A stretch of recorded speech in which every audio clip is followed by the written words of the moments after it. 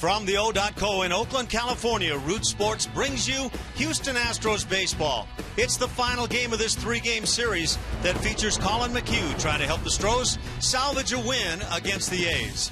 Hi, everybody. Alan Ashby and Jeff Blum with you. Yeah, it's been a rough couple of games already here. The Astros, of course, have had a tough time on the road in recent months. And now after these two losses, Blummer, how big is tonight's game for the Astros? It's huge. It's a big night for them. They need to come out here, establish themselves offensively in that first inning against Aaron Brooks, and give Colin McHugh a bit of a cushion to work with. But I think moving forward, this is a big win tonight. So you mentioned Colin McHugh, along with Dallas Keuchel, two guys that go out there and simply provide wins for the Astros. Yeah, they do a great job. Colin McHugh is, since August 1st of 2014, that's 37 starts. He's gone 22-7 with a 3.20 ERA. So we know what he can do as far as numbers are concerned.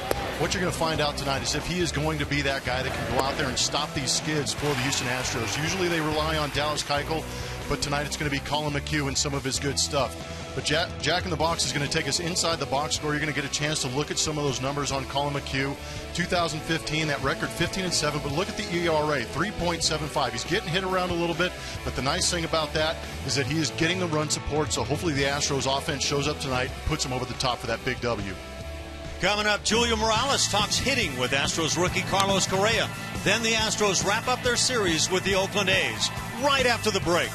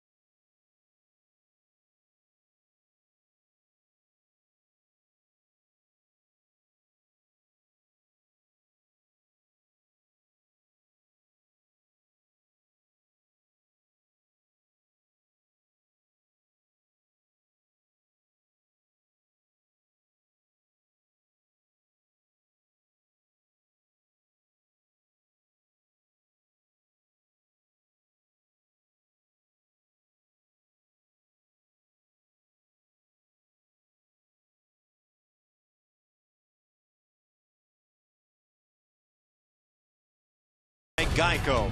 15 minutes could save you 15% or more on car insurance. Visit us at geico.com or call 1-800-947-AUTO. By Brake Check, every fourth oil change free, even on synthetic. And by Southwest Airlines. Book your low fare now at southwest.com. Some beautiful sights, the Oakland area and the O.co Coliseum. And that's the site of the final time the Astros will play here this year against the Oakland A's, who have beaten the Astros 5 straight. And we get set for tonight's game. Julio Morales gives us a little more on tonight's action. Hey, Josh, yeah, this team, it's important to keep these guys loose, but at this time of the year, A.J. Hinch is trying to keep everyone fresh. Not anyone is 100% at this point of the season, especially when you're playing meaningful games. Not even 20-year-old Carlos Correa, who told me sometimes his swing feels a little slow. Some guys use lighter bats at this point of the year, not Carlos Correa. Here's our Geico quote of the day. Got a heavier and longer bat. No, you didn't. Yes, I did. Why would you go heavier? 35, 32. What were you swinging before? 33 and a half, 31 and a half. Why would you go? Because I feel with a heavier bat, I don't need to swing as hard. I just need to barrel the ball. So it's been working for me. I've been using a heavier bat for the last 3 games. 35, 32. He actually got this advice from Hall of Famer Orlando Cepeda. That's his statue in San Francisco. He visited with the Hall of Famer while he was in the Bay Area last time. He really looks up to the fellow Puerto Rican there, but that bat allowed him to hit that 3-run homer on Monday night. That was his 17th of the year. Guys, this guy is listening to the right people, especially like a Hall of Famer, but it takes in a lot for such a young player. Young, big, and strong, nice combination, and it's working for Carlos Correa. Let's take a look now at the Astros lineup, brought to you by Southwest Airlines for A.J. Hinch. That lineup has George Springer in the top spot, followed by second baseman Jose Altuve and the shortstop Carlos Correa. Middle 3 in the order: in center field, Carlos Gomez. Jed Lowry is at third, and the DH, Evan Gattis. And the bottom 3, Colby Rasmussen left. At first base, Marwin Gonzalez. Hank Conger does the catching. On the mound for the Oakland A's, it's going to be right-hander Aaron Brooks. Started out the season with the Kansas City Royals. Got traded over here in the Ben Zobrist trade. There you see his season numbers between both ball clubs. He has faced the Astros. He started here August 6th, went 7 innings strong, giving up 4 hits, only 1 earned run. Also had 7 punch-outs in that game. Fastball, changeup are good from him. We'll see who's playing defense in the outfield. Coco Crisp, Billy Burns, Josh Reddick, Danny Valencia at third base, Marcus Semien at short, Brett Laurie and Mark Canha on the right. Carson Blair gets the start behind home plate with Aaron Brooks. So we're set to go. The A's have taken the first 2 games in the series. The Astros trying to salvage one now and head on down to Anaheim tomorrow, an off day, as the first pitch hit sharply on the ground by Springer as he's thrown out. 1 pitch, 1 out here in the first.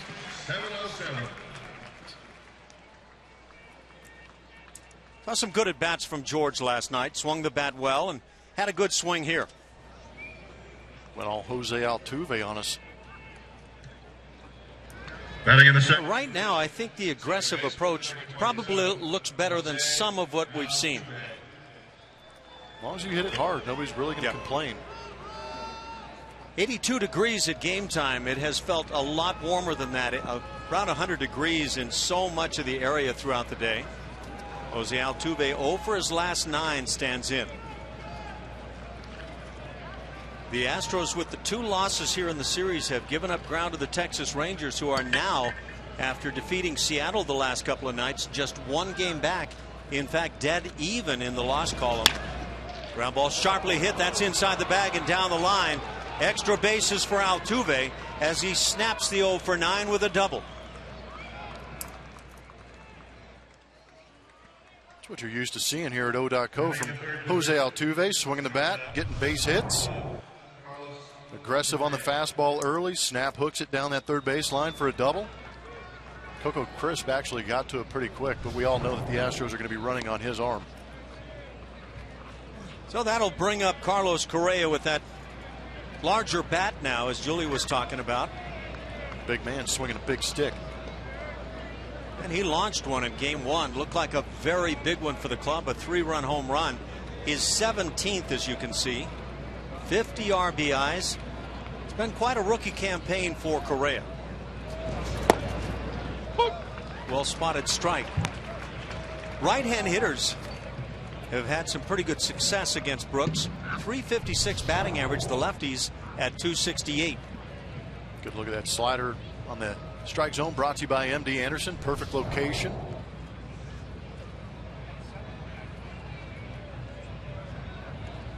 Altuve may have had thoughts of running right there. It's interesting. Brooks almost balked. Had a pretty good lead. Laurie actually gave the daylight signal to the pitcher. He just didn't turn around in time.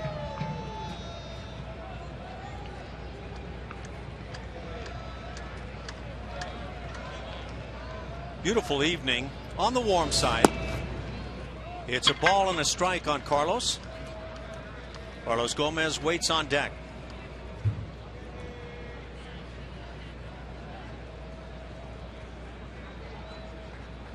Small crowd on hand here this evening.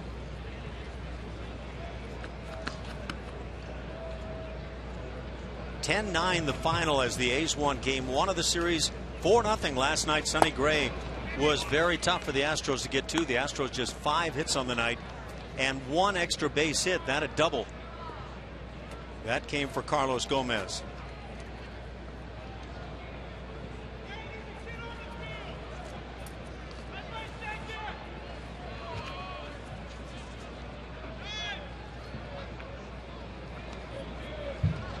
Saw the numbers there back on August 6th. Brooks worked against the Astros. It's now 3-1 on Correa. And there's probably not a pitcher in baseball right now who wants to see Correa at the plate with men in scoring position.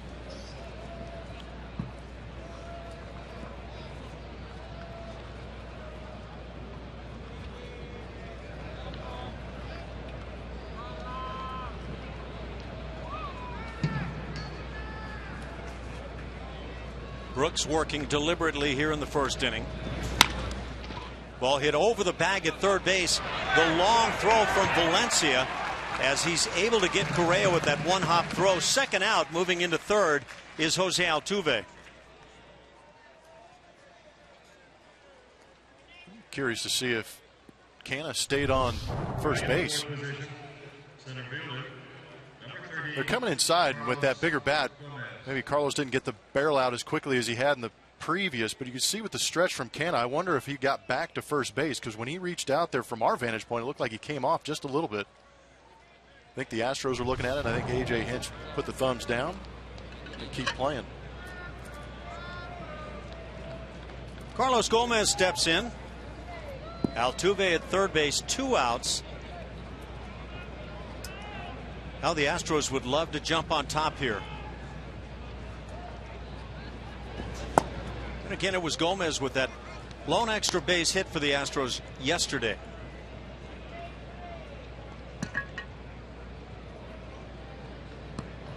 Got to be a lot on the mind of A.J. Hinch. The Astros continue to struggle on the road despite that great home record, 27-40 away from home. Popped up, huge foul territory. Canha comes over, slides in front of the dugout and makes the nice play, and that'll do it. A 1-out double by Altuve. He's stranded at third after a half an inning of play. Scoreless game.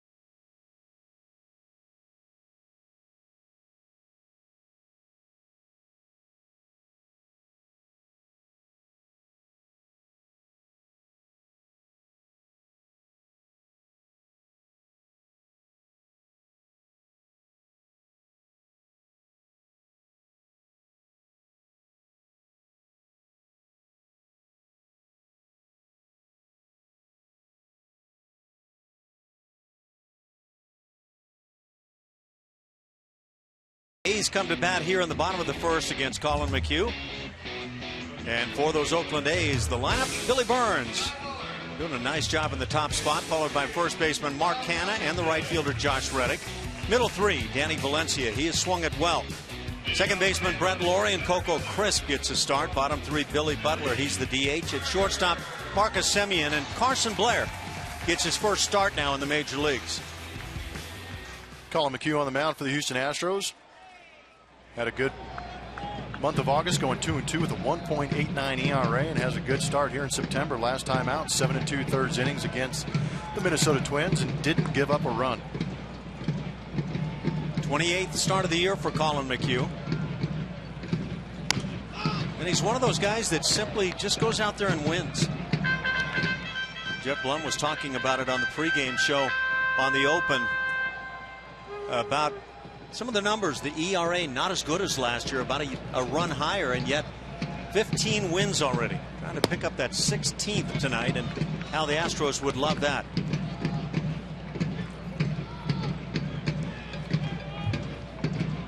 Colin McHugh has held the opposition to 2 runs or less in 6 consecutive starts. Gets ahead 1-2 on Billy Burns.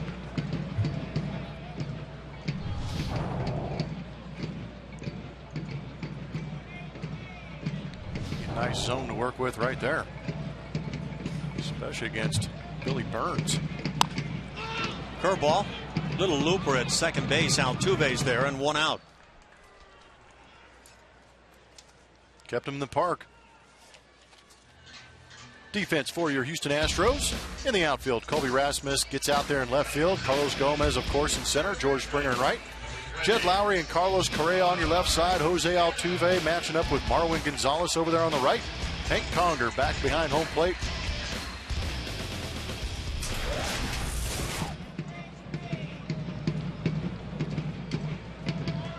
A.J. Hinch, along with pitching coach Brent Strom, talking things over. And that pitching side has not been the problem. The hitting has been lacking much of the time. The Astros continue first in the league in terms of ERA. Mark Canha at the plate. Let's take a look at the key to the game, brought to you by your Houston area Chevy dealers. Avoid the A's barrels. Home runs have been killing the Astros in this series, giving up 10 runs in that first game. Then Mark Canha with the big 3-run jack last night. Also Billy Burns getting on the action. So Colin McHugh gets a lot of soft contact, one of the league leaders in that. He'd like to see him continue that here against this hot swinging team in the A's. Talked about the last 6 starts for Colin McHugh, allowing 2 or less runs in each one of those. During that span, he's had an ERA of 1.54, 40 strikeouts. So very effective here recently. Then you pair him up with Dallas Keuchel. They have combined this year to go 32-13. Most combined wins by teammates this season.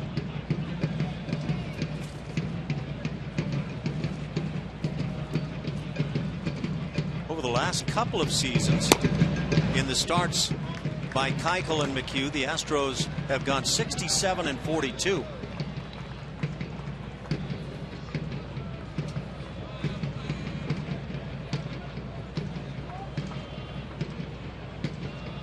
Not sure we've seen a cloud at all in the skies here in the San Francisco Bay Area over the last 3 days. A 1-out walk to Canha has him aboard for the 3-hitter Josh Reddick.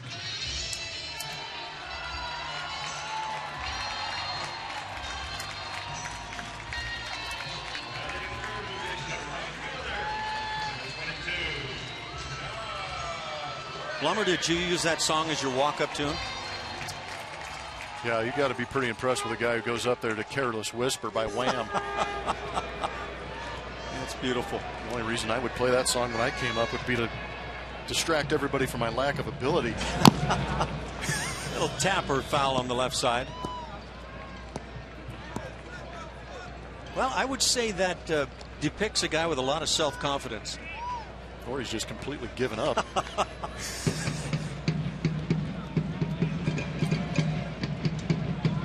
He's tiptoed up there all season long to that tune, hasn't he? Whatever it takes.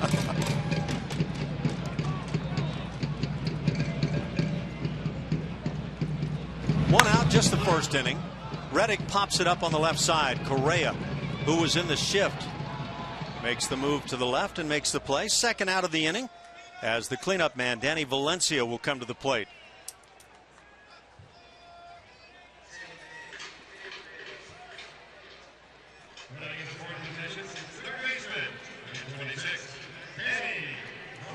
With that walk of Mark Canha here in the inning, kind of brings you to what has taken place a bit for the Astros. In game one, they issued 9 walks and 5 came around to score. The Astros lost by a run, 10-9. So clearly they would love to stay away from the free passes.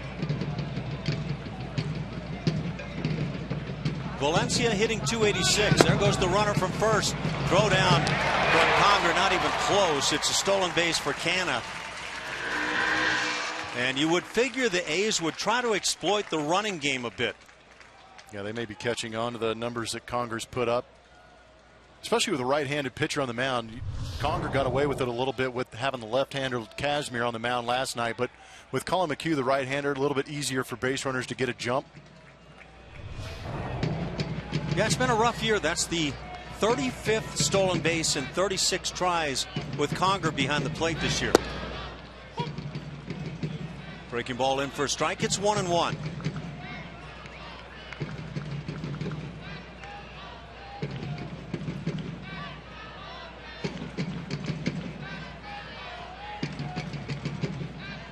A's are right about the middle of the pack in terms of stolen bases as a team. Came in 7th. Mark Canha, though, one of the youngsters on the club, has shown that he can run well. That's his 7th bag in 9 tries.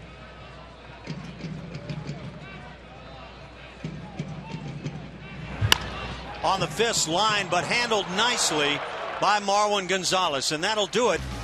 Marwin helps Colin McHugh get out of the first inning, a scoreless game after 1.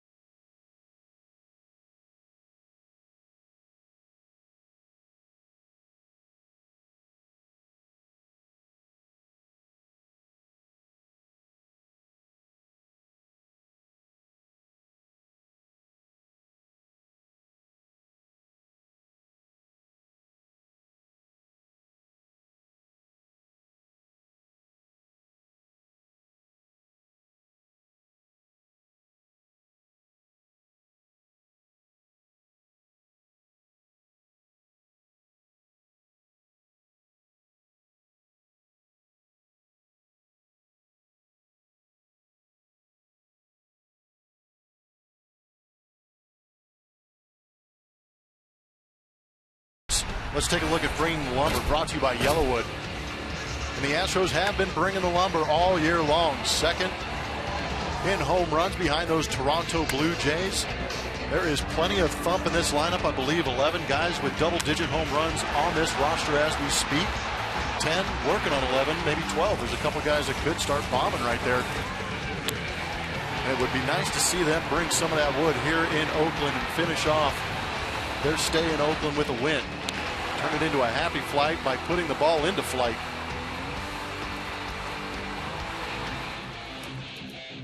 There you go, the Yankees creeping up.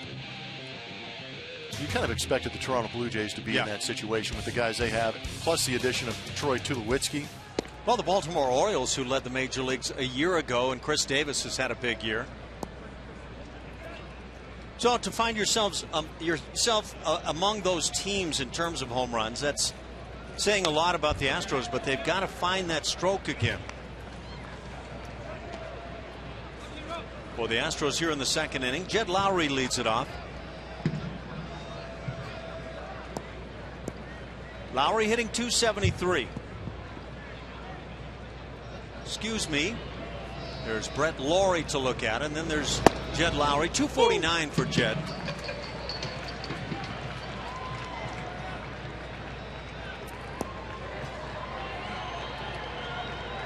That recent big grand slam in the final game of the recent homestand.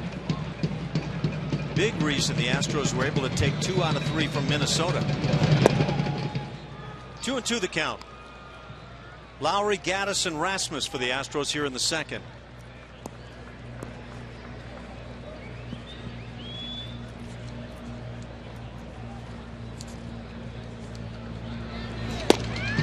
Just off the inside edge.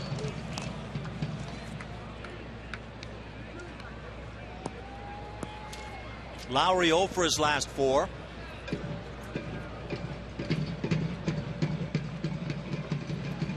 Here in the series, 1 for 5 for Jed as he rakes one foul down the right side. What in the bare hand is going on there, Vince Velasquez? Did you see that? Man's got some confidence defensively. Holy cow. Well, I guess he doesn't throw with that one. This is a rocket, too. This is no joke. Danny, our bat boy, is unable to get a terrible jump on that. Vince said, I got you. And down on strikes. First strikeout picked up by Brooks. Out number 1 here in the second brings up Evan Gaddis. That's that changeup from Brooks. We've heard good things about it. Here he gets in a 3-2 count, pulls a string. Not a great location, but just that change in velocity. Sorry, that was a fastball. I thought it came out. I saw like the same thing you saw. I thought changeup, and then I saw the number at 92. Yeah, my initial reaction was changeup. Mine as well. So we'll go with the numbers and trust the gun, I guess. Evan Gaddis stands in 0 for his last 11. I was actually looking at the pitch, or the release point, and then Jed's swing, and I thought Jed was way out in front of that. I saw the very same thing. A deceptive 92. Can we agree on that? I guess so, right? Gaddis gets tied up, fouls it off. Down on the count, 0-2.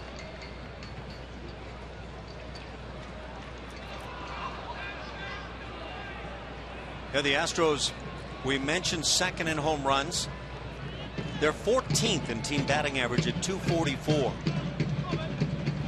Continue to lead in stolen bases. It's an offense that's had its ups and downs in recent games as Gaddis puts it in the air. And the second out of the inning. Let's check in with Julia. Bring the whole family out to Minute Maid Park on select Sundays with the Kroger Family 4-pack, starting at only $70. This special family ticket package includes 4 tickets, 4 hot dogs, 4 sodas, and a lot C parking pass. Get your Kroger Family 4-pack by visiting astros.com/value or calling 1-877-9-ASTROS. Ash. Julia, pretty much perfect for you down there? It doesn't get any better than this. It's room temperature down here. Yeah, if that room doesn't have any AC. You don't need it. No, rub it in. Are you guys warm up there again? It's a little bit warm up here. Yeah, we're still sweating bullets. As Ash likes to call it, it's a sauna up here. There's actually a breeze coming through down here. It's really nice. That does not exist in this. Call it a coffin? Have you dried off after last night's sweat off between the two of us? I had to put my suit in a plastic bag and put it in my suitcase because I didn't want to stink it up. Had to wring out my tie. Well, in my case, that bag has already gotten stunk up. Ball and a strike. Couple of very close pitches on Rasmus. Now leading in the bat toss department. That's a keeper right there. Man, good distance. Easily landed about 97 feet away. Sending Rich Dower on a move there.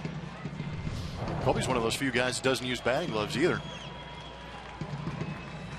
Him and Gaddis, Preston Tucker. Were you one of those guys who would, on occasion, swing the bat in your house during the season? In the garage. I was not only allowed. In the garage. I was not allowed to bring any of my paraphernalia in the house. That was always the fear that swing would take place. Oh man.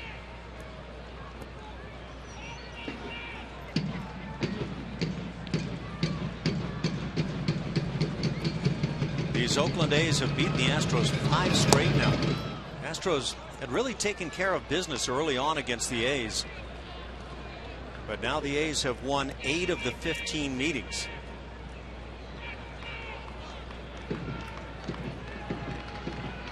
And it's been a strong 5 consecutive taken by Oakland against the Astros.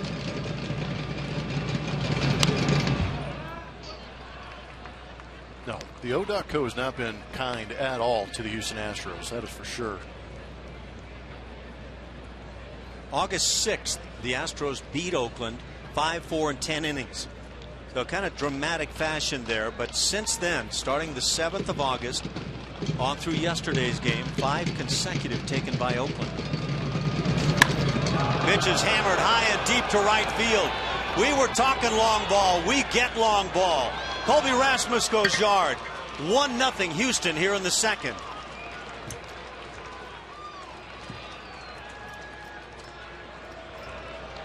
Let's bring in the wood. The Astros still with 10 guys with double-digit home runs. Colby just simply adds to his total. Said you wanted a little bit of Colby Jack on that sandwich, didn't you, Ash? Absolutely. You heard it. Got a hanging fastball up out over the plate, and Colby hasn't played in a couple days. Unleashed on this one. 19 for Colby. So Colby's in that thinking about 20 range now.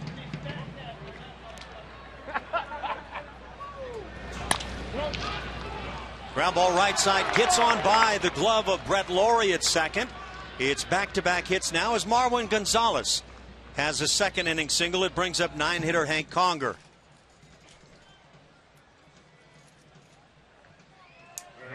It's good to see back-to-back hits. Now you're hoping that everybody in that dugout gets a bad case of the hits. Ball rocketed. Marwin's been playing well lately, all over the diamond. That stick is what's going to keep him in there for sure. There almost has to be a spot every night for Marwin the way he's played. Totally agree. Conger sees the changeup and will make it official with that velocity, but looked very much like the pitch that got Jed Lowry.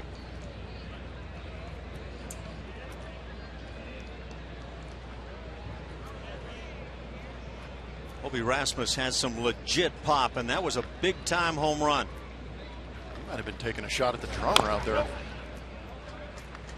There were enough Astros fans in Game 1 that would have pleaded for that kind of a shot.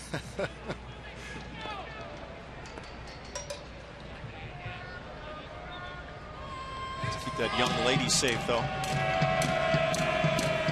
In training. They start them young here, don't they? Got to. Is this the minor leagues for the Indians? So if they get called up, they get to go to the Jake and pound on that big old drum in left field. Or maybe it goes the other way. I'm not sure.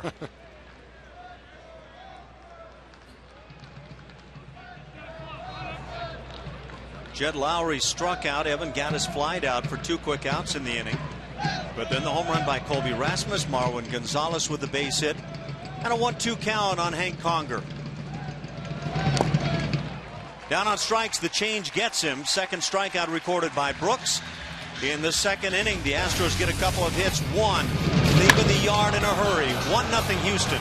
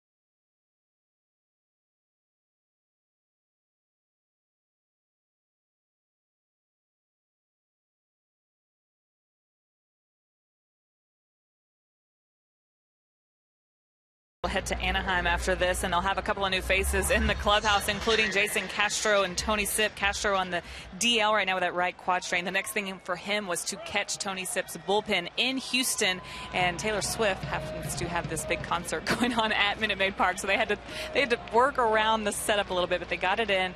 Everything seemed to go well. Not sure exactly which day Castro will be activated, but that will be huge for this club when he does return, guys. Thanks, Julia. So they let Taylor Swift, if I understand the story correctly, work around the bullpen session of Tony Sipp and Jason Castro. That's nice. Well, it is their place of work. That's right. Taylor understands how important it is. Brett Laurie at the plate. She doesn't. She does now. Quickly learn. Laurie hitting .273. It's Laurie, Crisp, and Butler for the A's here in the second.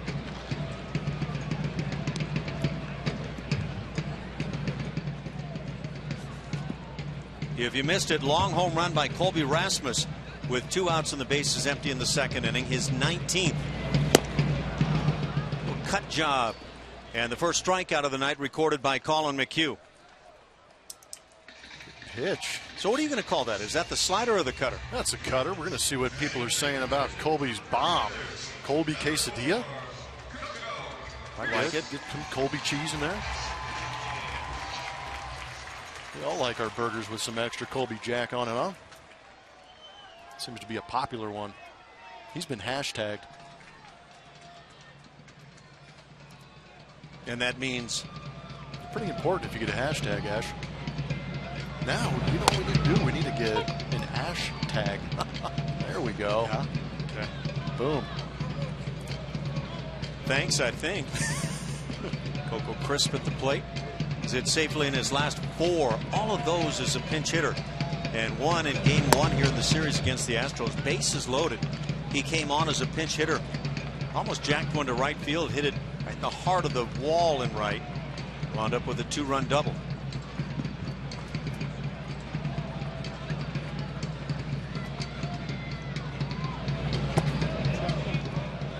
Strike is called as they appeal down to third base. Brown O'Nora, the crew chief, is down there. The umpires tonight, it's Mark Ripperger behind the plate. From first to third around the bases, Jim Wolf, Alan Porter, and Brian O'Nora.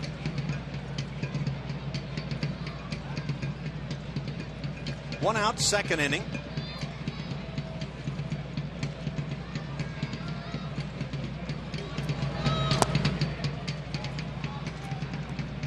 The Oakland A's just 117 home runs this year. That's 12th in the league.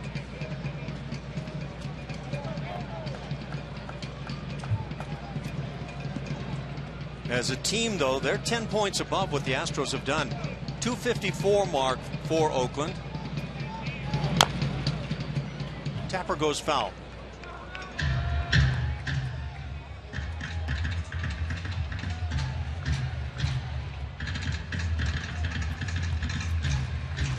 Bob Melvin just signing a 2-year extension today as the manager of the A's. 5th year now as the skip. You always wonder how that'll work out. He's been such a good manager, great success, and yet this year, obviously, the A's in last place. Jed Lowry with the play, second out of the inning. It'll bring up the designated hitter, Billy Butler.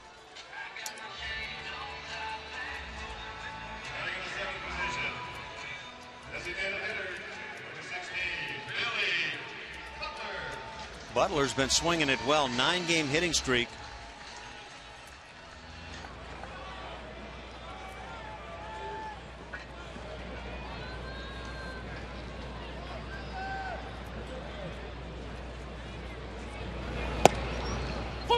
Colin McHugh gets ahead.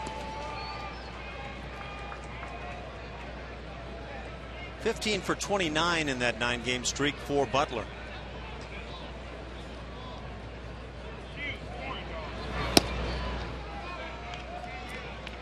Collins had some really good success against the Oakland A's in 3 previous starts, 2-1. He's allowed only 13 hits in 20 and a third innings coming in. 176 batting average against, and the ERA at 177.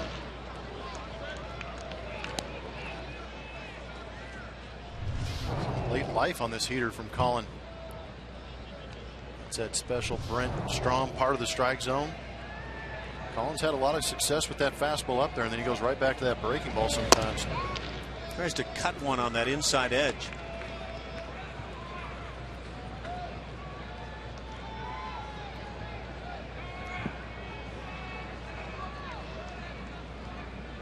Three hits in the game, all picked up by the Astros.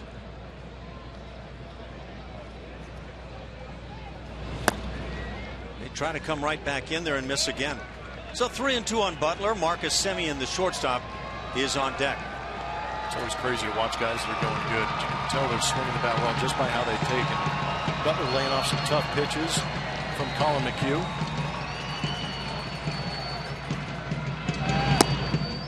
And the 2-out walk, second issued now by Colin McHugh.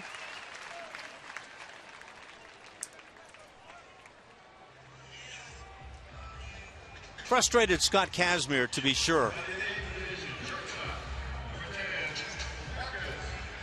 Good friends with Sonny Gray, who pitched so well for the A's last night.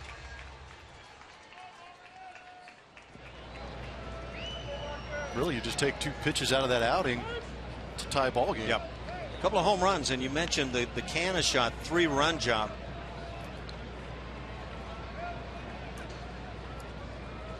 You never anticipate the home run by Billy Burns. No, you really can't.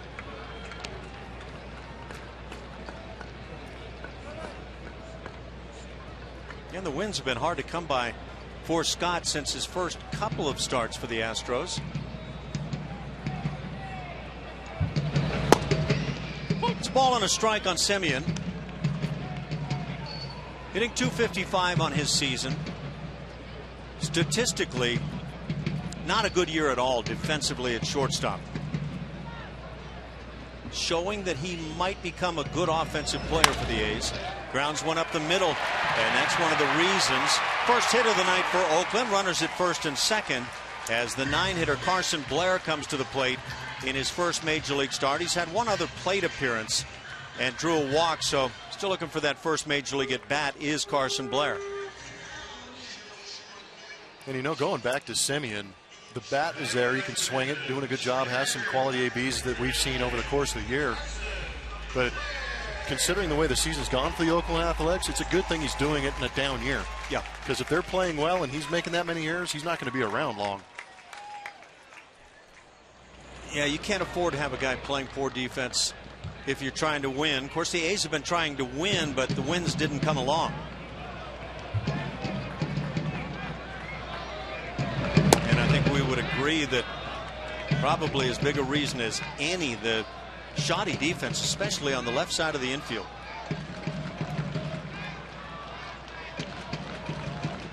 So it's the first, at least for Carson Blair, and what he would like. First official major league at bat he's trying to get. Little cutter has the count even at a ball and a strike.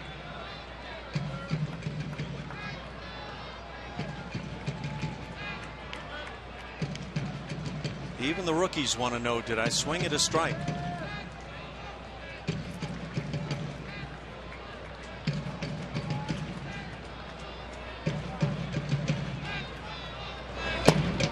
It's the outside edge. It's 1-2.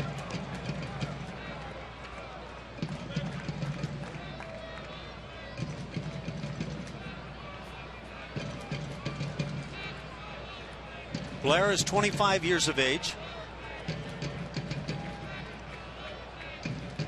Hails from Argyle, Texas, and went to school at Liberty Christian School. He's down on strikes. That first major league at bat now has been had. He's 0 for 1 in the bigs, and that does it for the A's in the second. They get a hit and a walk, leave a pair. Through 2, it's 1-0 Houston.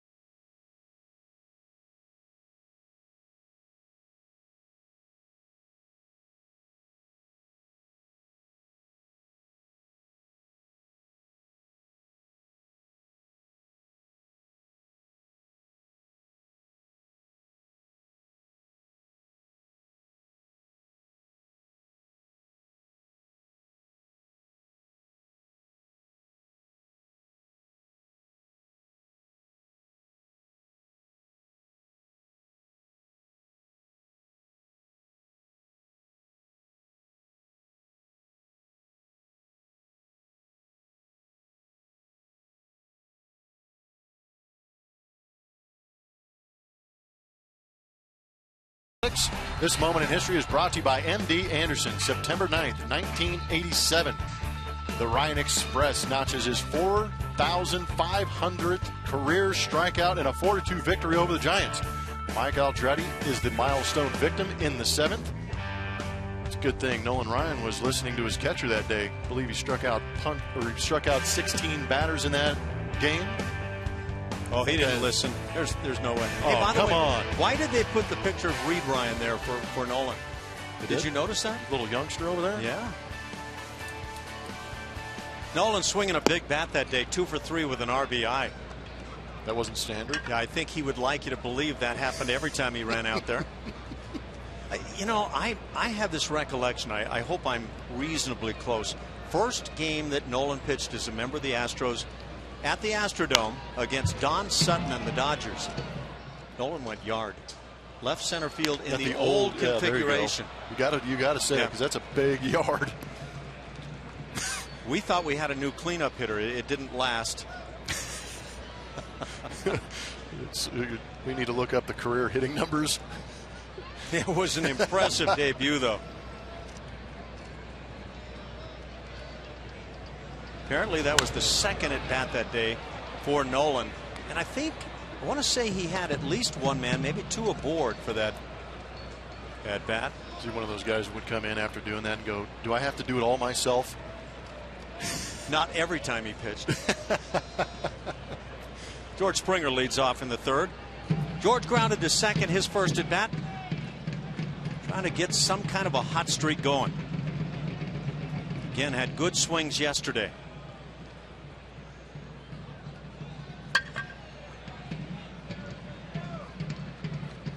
Well, there were times, to be fair, where Nolan might have been the key offensive guy in his years with the Astros.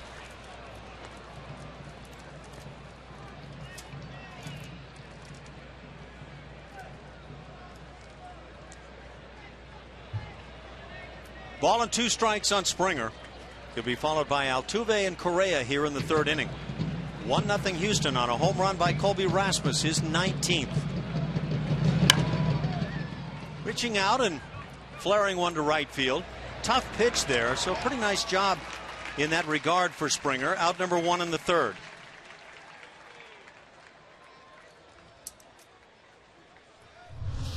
He's fresh off the DL, still trying to get things dialed in, but maybe a little too aggressive on that one, reaching out over the plate.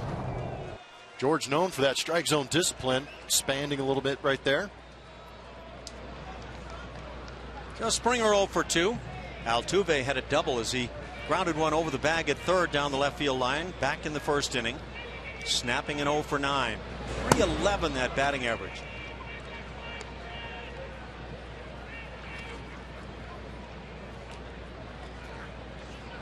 Trying to start a new streak here in Oakland. He had a good one there for a while. 20 games in a row with hits in Oakland. Might even be low to Jose Altuve. See, that's a pretty good chance.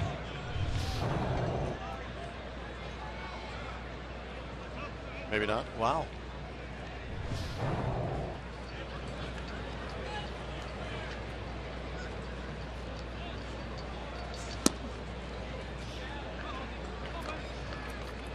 Altuve 0 for 4 in each of the first 2 games here in the series.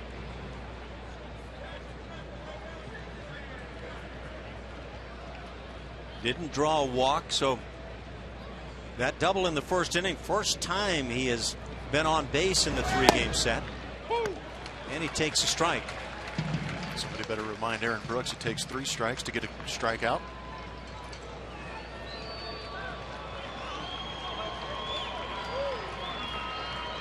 Altuve had gone 3 for 5 with a couple of doubles in that final game against Minnesota at home.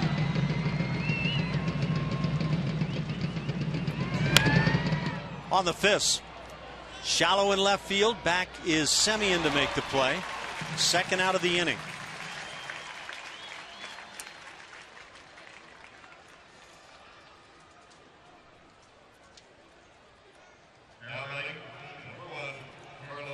It'll bring up Carlos Correa with the bases empty here in the 3rd.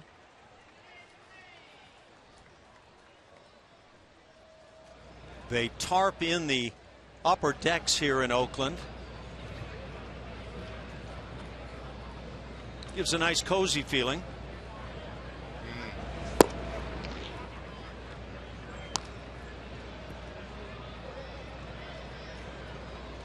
There's your Mount Davis. It's a lot of tarp. That's your favorite mount, though, right? Oh, it's gorgeous. I mean, just can't get enough of it here. That's part of the Sierra range? Yes. Just away. 2-0 the count. Correa grounded out to third base in the first inning. 0 for his last 6. Carlos Correa's taking a couple shots at Mount Davis. Well, he's hit it in the foothills. That's an unusual approach, getting to this stage of the year and turning to a much larger bat. If you heard the dimensions, that's a good looking changeup from Brooks tonight. Good depth on it, really diving down in the zone. But yeah, I agree. A lot of players that I played with on teams, they always went to a lighter bat in that month of September if they felt they needed the bat speed. Did I catch it right? Correa said he was using 33.5 inches prior and now went to 35.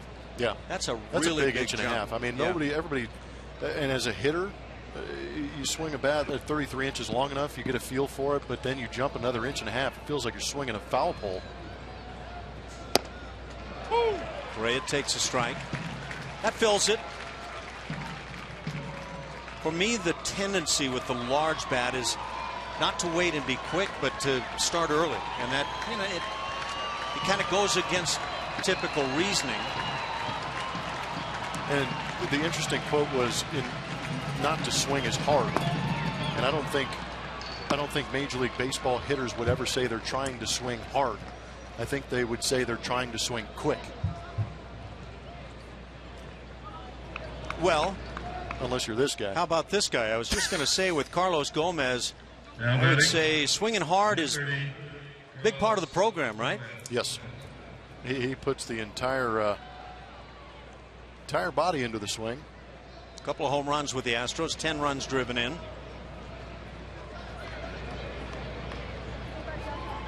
Banged out the lone extra base hit yesterday for Houston. Sonny Gray went 7 shutout innings. Bullpen came on and got it done. And it turned out to be the 10th time this year the Astros have been shut out.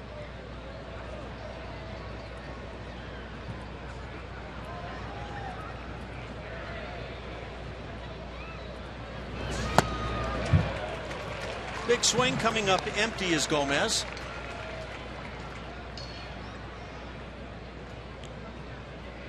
Well, we talked about it a bit on the open of today's show. 2 losses to start things. The Astros have scuffled on the road. Off day tomorrow, and then you take on the Angels. 3-4 with the Texas Rangers. How big, legitimately, is tonight's game? No, I think it's a big deal. I don't think we're in must-win territory, obviously, because there's so many games left. I believe there's 19 more games, including this one, in the division.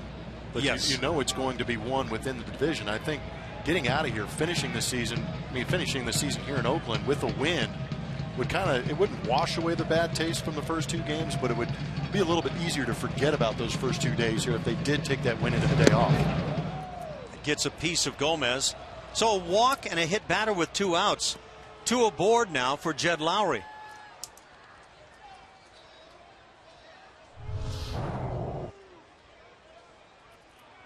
Didn't hit him hard, maybe clipped the jersey. Something in there.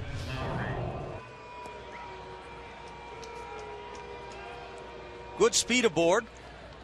Lowry, a strikeout victim in the second inning. 2 picked up tonight by Aaron Brooks.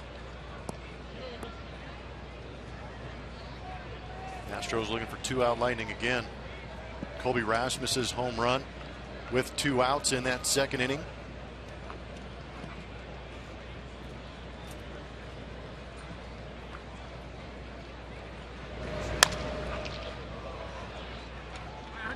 The Astros with a single, double, and home run offensively tonight. A walk and a hit batter here in the third inning.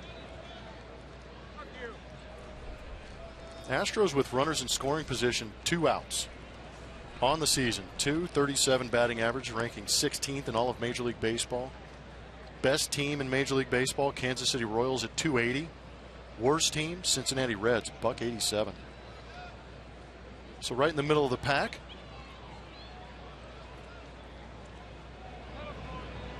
That makes that sound like that could be one of the key stats. I really feel it is. We know that they are a home run hitting team. They would live and die by it, but they've got the pitching, they've got the defense. You just need a little more of that timely hitting to really put them over the top and be a fierce competitor for years to come. But with those home runs that we know of, the strikeouts come along with it. Yeah, that's the thing. When you hit a load of home runs, generally you're going to strike out a bunch. The Astros fit into that category. But even for me, with the runner at third base, how many times have we seen less than 2 outs, runner at third, and a punch out? We saw it a couple time last night in the bases loaded situation with Conger. Punched out for that second out of the inning. Makes it a lot tougher. So you don't necessarily have to get a base hit with the guy at third base. That's the big run. I'd like to know. I've seen it in years past and don't recall the number really closely, but what the major league around all 30 teams, the average at the end of a season is in getting a man home from third base with less than 2 outs. I know that that figure, when I've seen it in the past, is much lower than what you might guess. Yeah, it's not an easy thing to do. These big league pitchers are good. It's one of those areas you say man on third, less than 2 outs, you got to score him. And you feel like you should do it 100% of the time. But reality is nowhere close. Yeah. And another area that I think a lot of people get the wrong impression on is if you bunt, you'll succeed. You'll move the man over, it'll work. And bunting stats are not anywhere near as good as you might guess. That's a good point. Ball hit pretty well toward left field. Back is Coco Crisp on the warning track to make the catch. And that'll do it. The Astros leave a pair with the walk and hit batter. Through 2.5, it's a 1-0 Houston lead.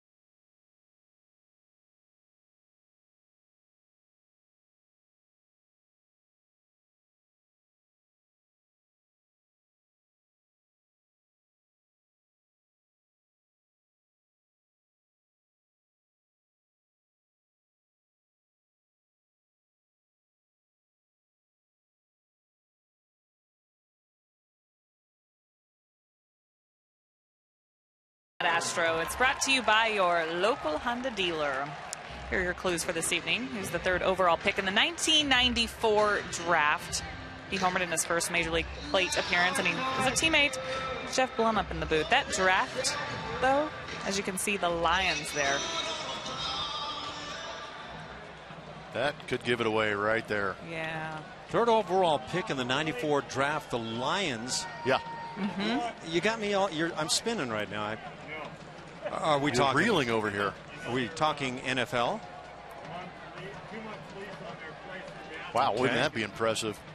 3rd overall pick in the 94 NFL draft and ended up being one of my teammates. That would be epic. What year did you play in the NFL? It was with Bo Jackson in late 80s, running across the Coliseum right here. Speaking of Bo Jackson, you made me just nervous right there bringing his name up. As Colin McHugh makes a nice play on the ground ball, hit by Billy Burns. Leadoff man grounds out number 1 here in the 3rd inning. Bo Jackson, spring training game when it meant nothing, and you figured well, he wouldn't plow me over, would he? But if he got on second base, and I played against him a few times in the spring, I was scared to death about him coming to the plate.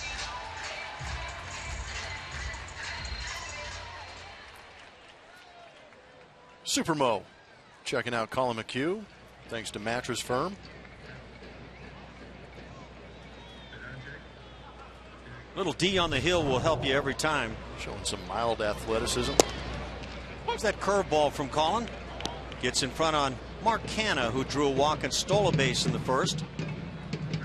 McHugh has walked 2, allowed just 1 base hit. That base hit by Marcus Semien as he grounded one up the middle in the 2nd.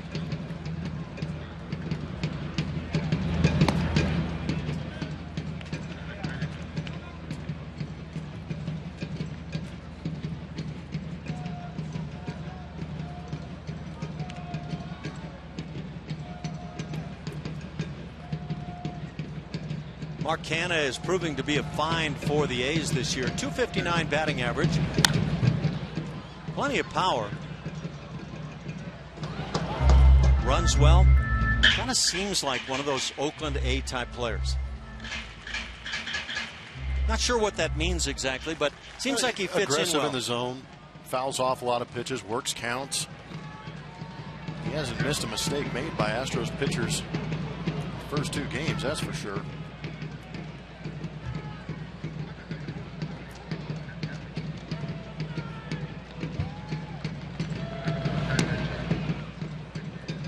That one almost gets a piece. It's 2-2.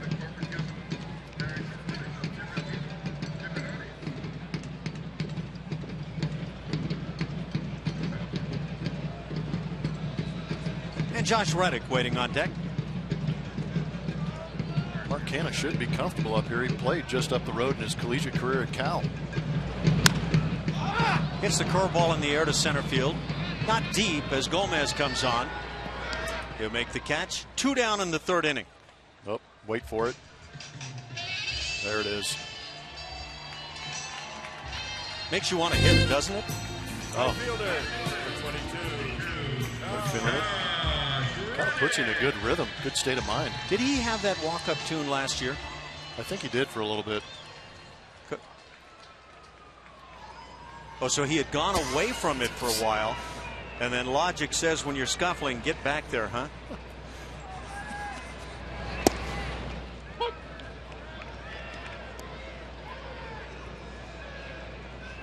I'd love to have heard the comments when he first began using that from opposition players, from teammates.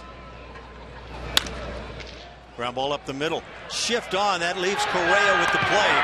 And he makes a very nice play. A 1-2-3 third as Colin McHugh has worked a third of the game, leads it 1-0.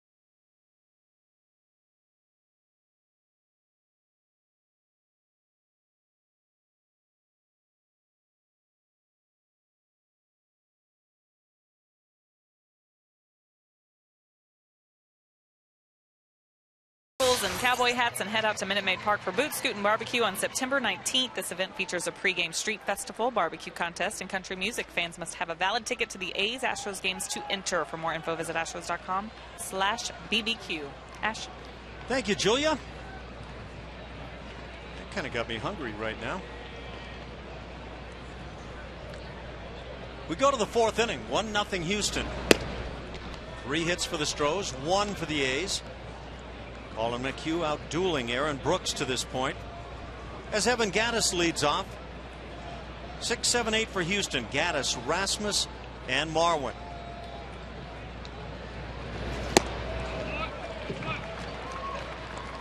Swings through the hanger. Colby Rasmus has supplied the real offense tonight. Home run number 19, a no-doubter to right field.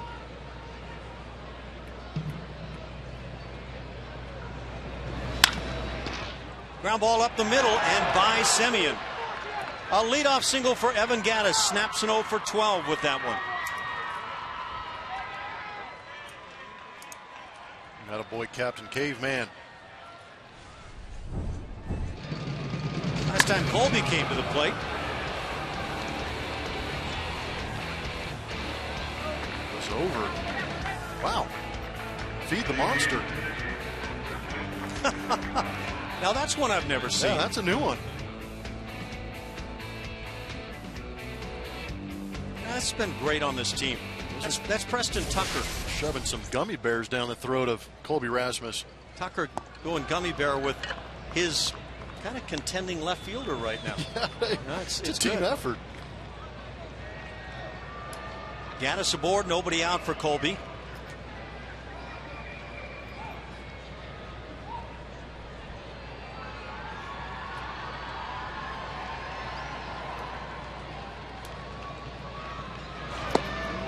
Ten hitters with double-digit home runs for the Astros. We'll run through them. Luis Valbuena, Evan Gattis, Chris Carter, Colby Rasmus, Carlos Correa, George Springer, Preston Tucker, Jason Castro, Jose Altuve, and Hank Conger. 2 guys with 9. Jake Marisnick and Marwin Gonzalez. And if the Astros get to 11, they will tie the Tigers for the all-time mark. That's a base hit by Rasmus down the right field side. Gattis digs for third, and Rasmus, streaking into second, has a double. 22 doubles now for Colby. It's in a good place right now. Changed his stance a little bit. If you remember early on, he had his hands dangling out over the plate. Since then, he's laid the bat down flat on his shoulder and turned on that one. We got time for an AT&T rewind, and it's about Margot, what he's done in the last 10 games. Doing a great job, outstanding numbers.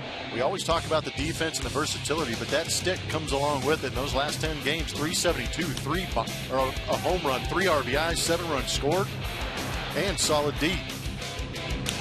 Wherever he has been defensively this year.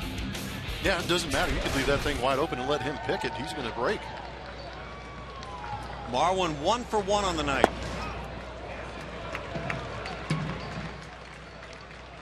You know, when I think back to the early goings, the first time the Astros came through Oakland this year, it's part of that very good road trip on the West Coast.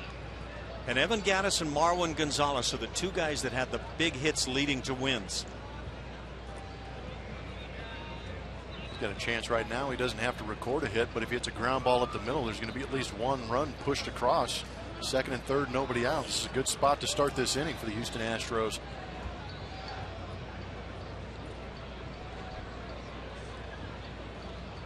The Astros came in and picked up 2 very big wins after losing the first 2 in a 4-game series.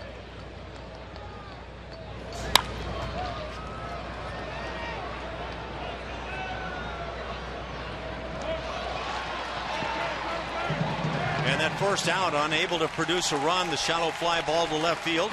Out number 1. And now Hank Conger will bat. And here it is, Blummer, that man on third base, in this case 2 men in scoring position, starting with nobody out.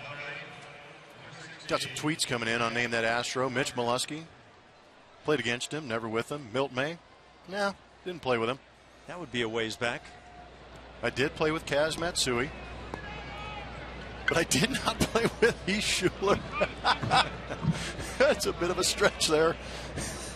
When did you let go of that working with the NFL TV network? Yeah, my run in the NFL was brief. I said 4-game series. The Astros came in. It was a 3-game set. The Astros able to win the third of those 3 games. And then they got on a roll against the A's.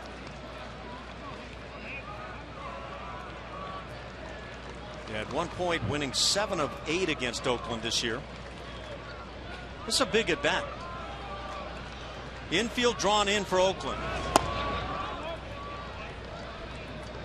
You and Heath still stay in touch? No. Kind of parted ways after that NFL draft.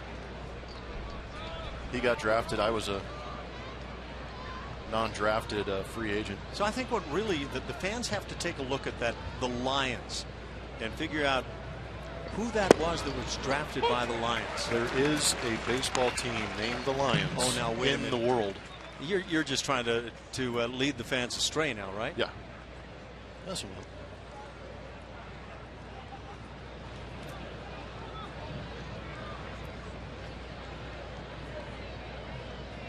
George Springer waits on deck.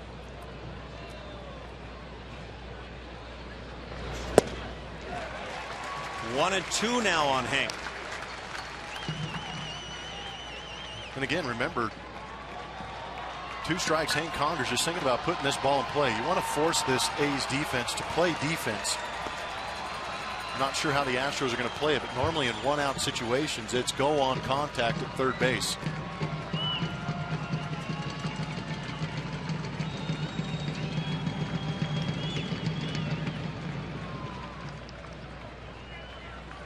Conger hitting .214 on the season. He's been productive with the long ball. A couple of grand slams this year. And now timeout. Blair goes out to the mound. A couple of official rookies out there. Take a look at Amazing Grace. She won that Root Sports TV when we had the sweepstakes going on. She got it today. It's a happy fan right there. Never know what's going to happen. Turn on that Root Sports. Not only do you get us, you might get a TV.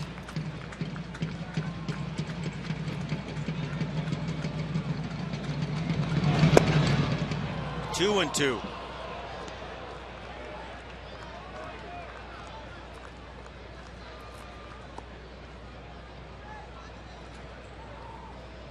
Conger hitting .200 with runners in scoring position this year.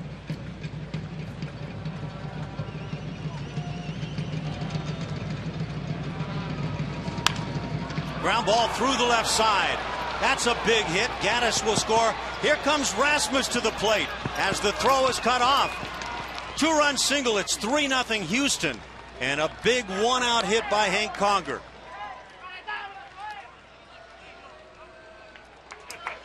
That'll allow that dugout to breathe a little bit. Hopefully just the start of the night here for the Astros offense, but a big hit from Hank Conger, doing a good job of letting that ball travel. And we talked about it with 2 strikes. Just put that ball in play. Force this defense to make a play. And Conger does a good job of going the other way with it. And knowing that Coco Crisp has been injured throughout the year, doesn't have the greatest throwing arm, Gary Pettis sends Colby Rasmus home right in his face, and it works out. That was a daring send, and you're right. You've got to know your guys and instantly be able to utilize that information. Springer 0 for 2 on his night.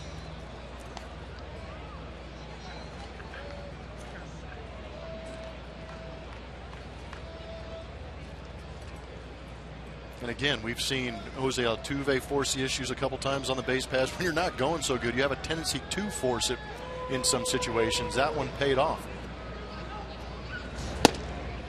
Sometimes it's kind of the extremes. When you're going really well, you force it and you make it almost all the time. That is true. And then everybody says, wow, look at how aggressive. That's why they're winning. But if they do it in a situation and get thrown out here, oh, they're idiots for forcing it. Suddenly you lose 3-4 in a row and you get thrown out, and it's a boneheaded move.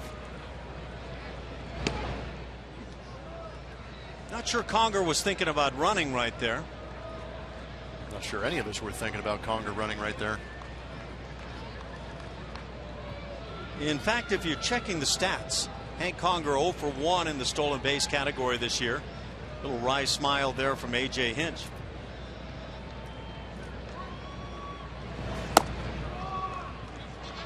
Three and 0.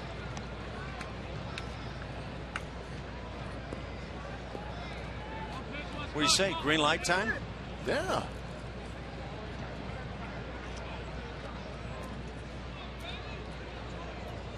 I think I'm always going to answer. Yeah. Swing. Well, it's kind of that mentality. If you like doing it as a player, if you wanted to see that green light, then you're going to feel that way. George takes a strike.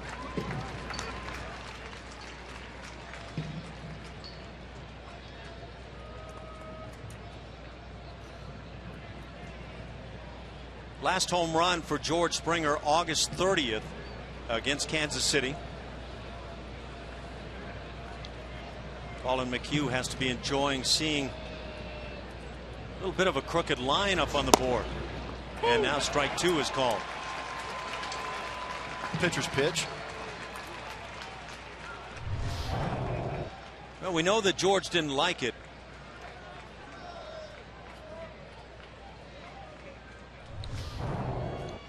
And 3-1 count. Why didn't he swing? Well, that was a nasty pitch on the outside corner. Probably looking for something middle in that he could turn on and drive. But now in a 3-2 count, if he throws that same pitch, you got to give it a whack.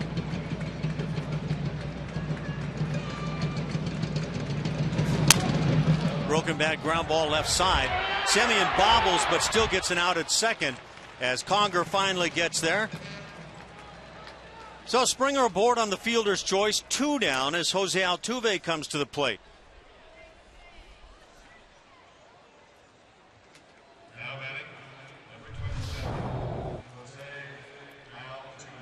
That was a big swing from Springer. Got blown up on that sinker coming in at him.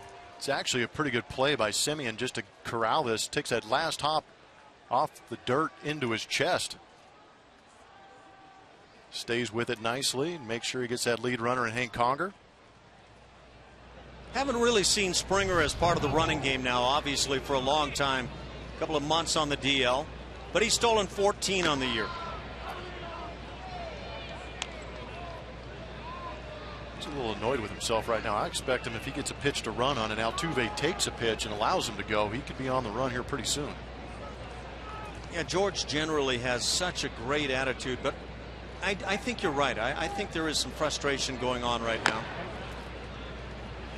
And again, he's got to be patient with himself too. Coming back from that hand injury, timing's going to be a little bit off. Body's going to go through a little bit of that dead zone a little bit when you're trying to get back in baseball shape. But still brings a lot to the table. He's an electric kid. Outstanding tools. Got to have him in there. Altuve fouls it down the right side. I continue to feel, when I think about the Astros and when they can be at their very best, George Springer is kind of that X factor for me. If he can put his game together to go along with that of Carlos Correa and Jose Altuve and hopefully others that get hot, then you've got something. That's the thing. Could you imagine? You're 1, 2, 3 guys, and just go ahead and throw Evan Gattis in there, Jed Lowry, Colby Rasmussen, these guys. If those guys are all going well at the same time, who are you going to pitch to? That makes it real tough. And you just kind of hope that this lull right now is the calm before the storm. You know, I think managers want players to make it easy on them, to just, you know, I don't want to manage this team. Let's go ahead, guys. Just go ahead and run out there and make it happen. I think the Big Red Machine was a great example of that back in the 70s.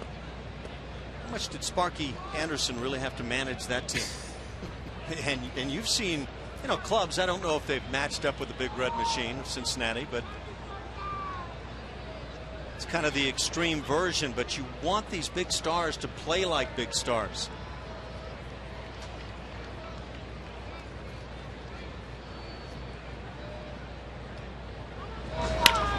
Line drive left center field. That's a hit. And it's in the gap. Springer digging for third. Ball is bobbled. Springer will score easily as Pettis waves him home. It's a 4-0 Houston lead. Likely a double and an error. We'll see how they rule it.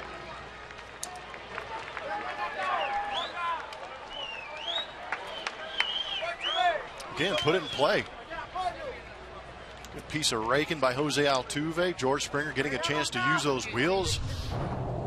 This ball laced into left center field. They are going to give Jose Altuve the RBI on this. Yeah, I'm not sure Altuve was going to keep coming, but might have been, or rather George Springer. But he scores. No, I think he was going all the way. You think I don't he was think coming? that, not that it's a lack of respect, but I think that Gary Pettis in the scouting report he's got on these Oakland A's outfielders says run. Test them. It's also that time here, and it's been rare recently, where you're starting to play well.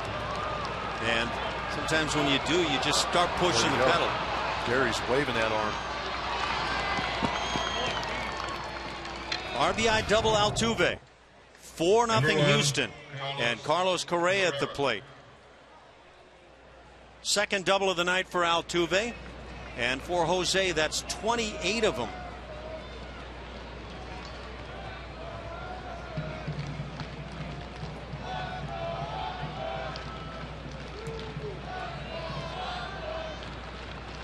And now get this guy red hot. No way, that hit a green seat. Did you hear that? It actually weird. One of those surprise sounds here at this ballpark.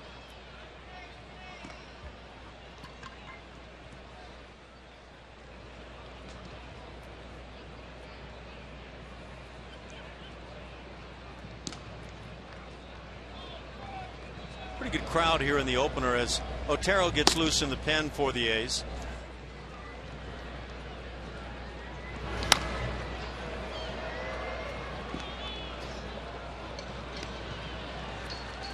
Seven hits now for Houston.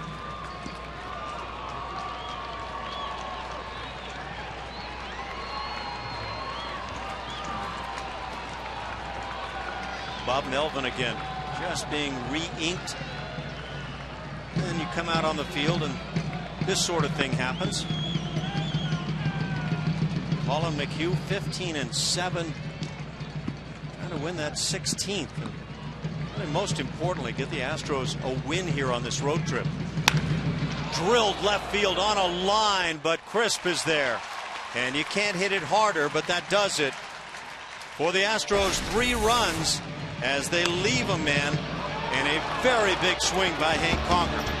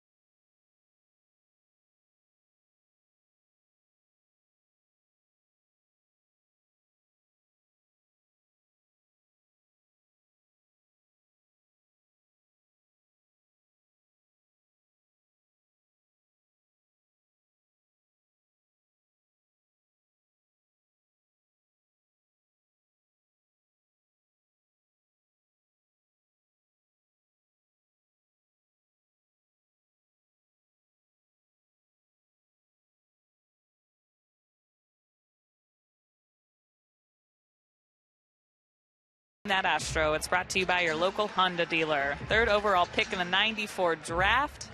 He homered in his first Major League appearance, actually off the first pitch he saw in the Major Leagues. And he's Blummer's teammate. He's Kaz Matsui.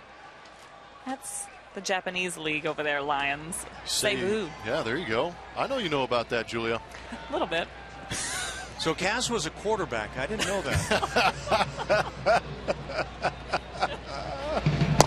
Thanks, Julia. I'm gonna start looking that one up. Dude, that was a great name, that Astro. By the way, I mean, that was getting some of the best answers I think I've gotten all year on that one. So you knew right away who that was. Oh yeah.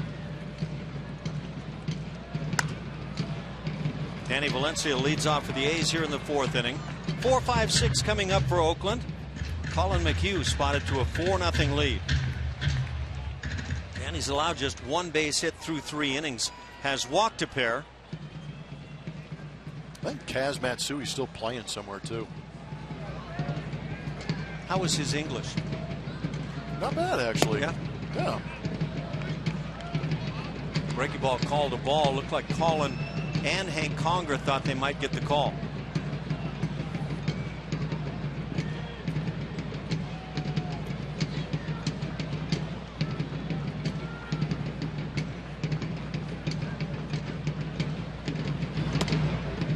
And now 3-1.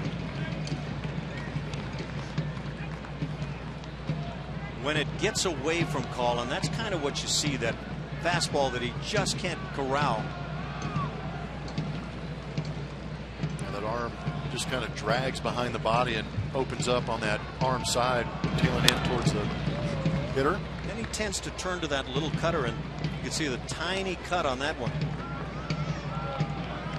He could be fooling us all, just setting him up for that cutter by throwing it in off his chest.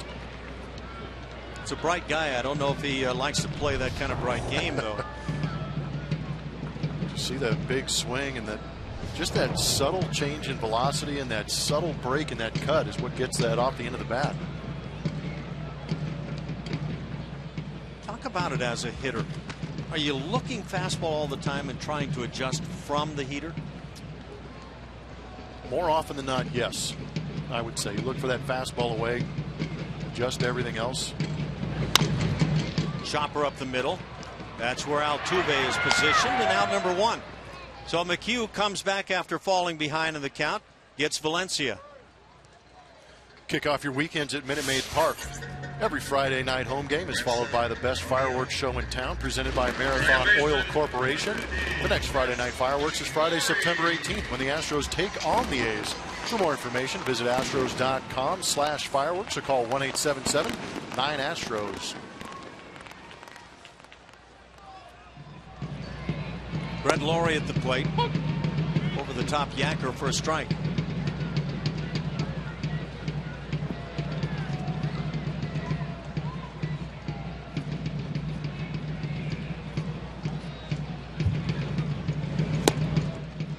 Quickly 0-2. Brett Laurie, one of the 2 strikeout victims tonight, picked up by Colin McHugh. McHugh has won his last couple of starts, defeating Minnesota and the Yankees. A game against the Yankees at Yankee Stadium.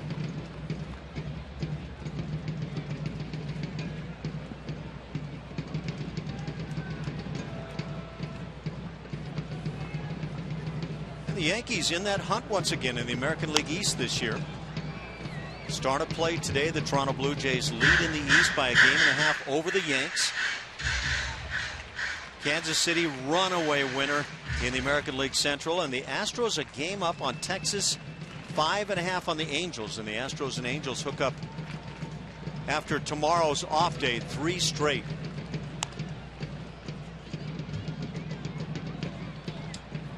Texas Rangers are underway now at Seattle, and after the Rangers win the first couple of games in the series, Seattle leads in the 5th inning. It's 3-0 Mariners over the Rangers. You have to believe the Astros are taking a peek at that. The Yankees have been defeated by Baltimore 5-3. Tampa Bay is down the Tigers 8-zip. Toronto dusted by the Red Sox 10-4, while Cleveland a winner at Chicago.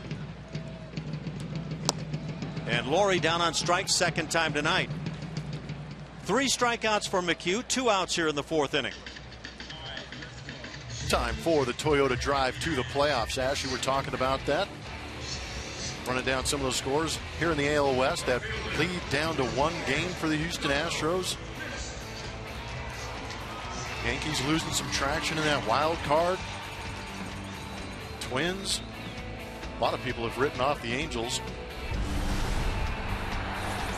But some interesting times and plenty of game left too. I mean, no need to panic just because there are so many games left. If you're looking ahead and the Astros manage to win the division and things don't change from what we're seeing in the other 2 divisions, the Astros would wind up playing Kansas City, or rather Toronto, while Kansas City would get the winner of the wild card play-in. So it would figure that the Astros, again, if they can manage to hang on and win the American League West, they're going to play either Toronto or the Yankees. The Toronto matchup would be interesting because they swept at home, got swept on the road, but that was pre-David Price, pre-Troy Tulowitzki. Sure, you remember we went into Toronto. Blue Jays had an amazing walk-off win in the final game of that series. Well, that was a funky game too, with yes, the R and the drop. That was the pop fly at second man. base, yes. But John Gibbons, the manager of the Blue Jays, was on the hot seat, and he was anticipating being canned at that as that series began. A couple of strikeouts in the inning, a 1-2-3 frame for Colin McHugh. It's 4-0 Houston.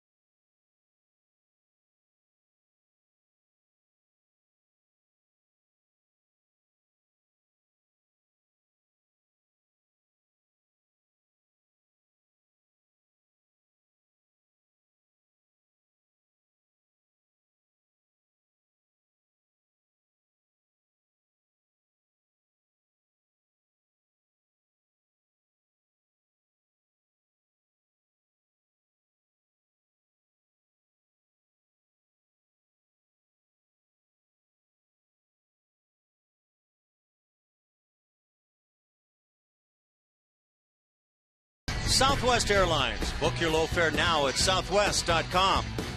And by HEB. No store does more than my HEB.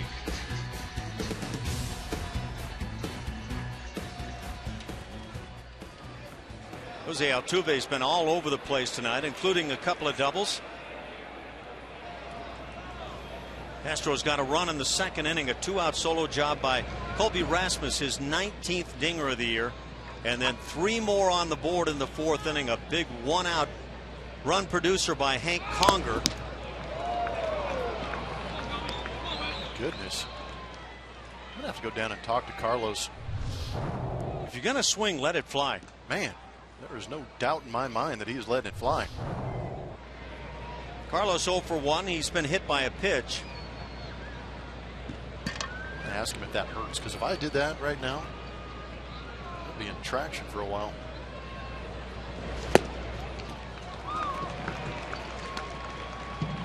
You still have the ability for that swing, but no. You'd hurt me if you swung like that. No, yeah, I mean, there's a couple of obliques on my left side that would be in tatters again.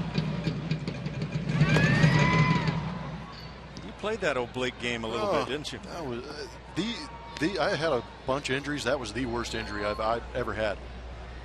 Yes. We get to see the switch. Can we call him a switch hitter? Oh, yeah. Switch pitcher. Yeah. He's also a switch hitter, by the way. Did not know that. Yeah, and we're talking about Pat Venditti, the switch throwing pitcher, and he can change with any given hitter, but once he starts from one side on the hitter, he has to stay there. So this could get intriguing, and if we get any more shots of Venditti, he's got a glove that he can wear on either hand. There it is. He's got thumbs on either side. We were talking about it before the game. You know, on lineup cards that we get, you know, it says bench, and then it'll say left-handed hitters, right-handed hitters, switch hitters. This is the first time I've seen a scorecard. I should tweet out a picture of this. Did you ever use a 6-finger glove? No. I would call that a 7-finger glove on Venditti. I'm not sure if that's accurate, but it has 2 of those finger-like webs in it, I think.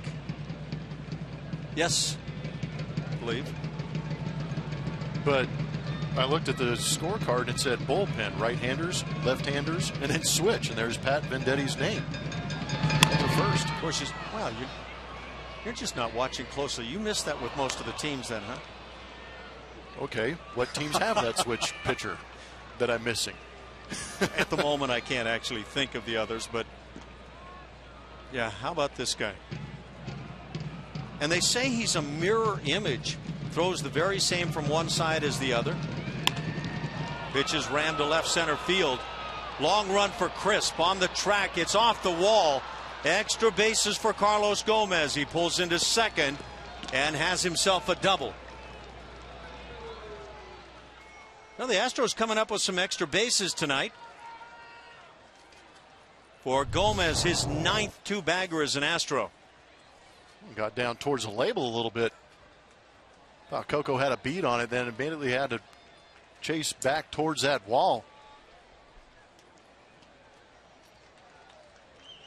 I would say this hot weather that we've been tolerating in the Bay Area has changed the dynamic here at the ballpark. Ball carrying very well. Yeah, that's going to do it as Bob Melvin comes out, and he will go to the bullpen for this switch thrower, Pat Venditti, and we'll see how this inning plays out. We'll break it right here, 4-0 Houston. Your attention.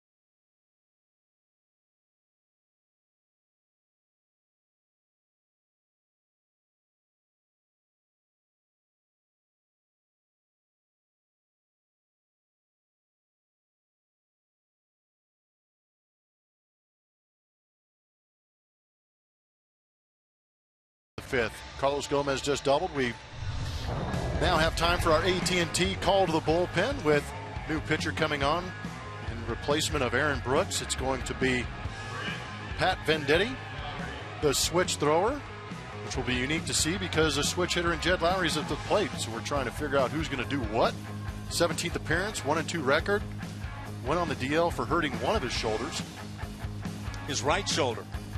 And take your word for it. I'm thoroughly confused. If you're a switch thrower, how come you can go on the DL when one of your shoulders gets to feeling not so good?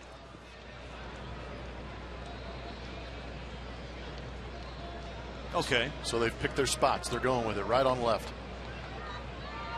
statistically, you can understand why the A's would have Venditti throw right-handed, and apparently he gets the word from the dugout. Bob Melvin lets him know which side to throw from, and Brett Lowry's numbers say he's much better this year from the right side of the plate.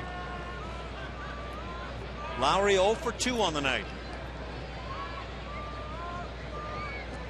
Gomez with that double, his 29th overall when you total up the figures between the Astros and the Brewers.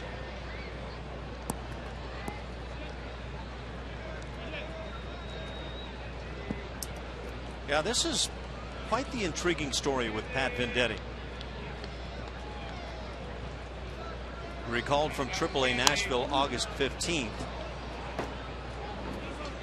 Now in his second stint with the Oakland A's this year.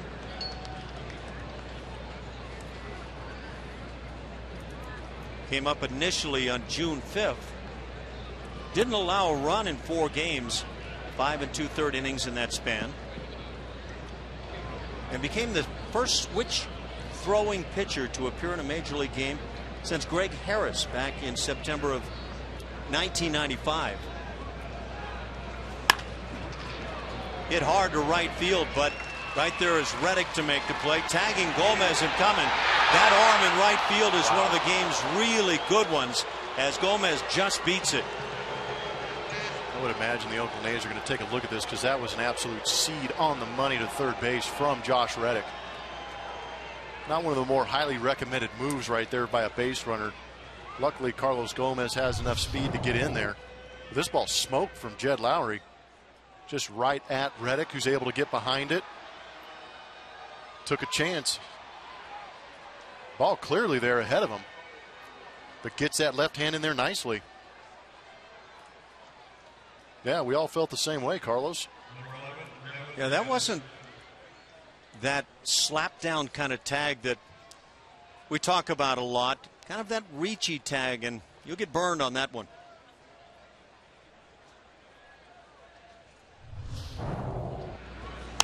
Really good job down there at third base by Brian O'Nora, the crew chief of the umpires.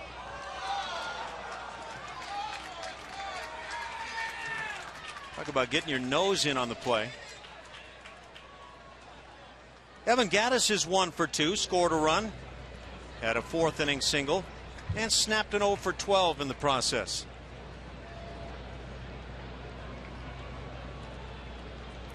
Venditti, by the way, though he's a rookie with the A's, he's 30 years of age, from Omaha, Nebraska.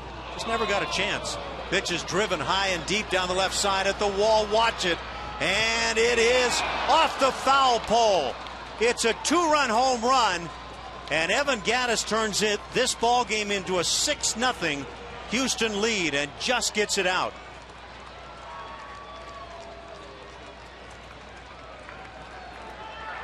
How about that? Bat's coming alive. Like it. Gattis thought that was a piece of lumber out there, tried to knock it down.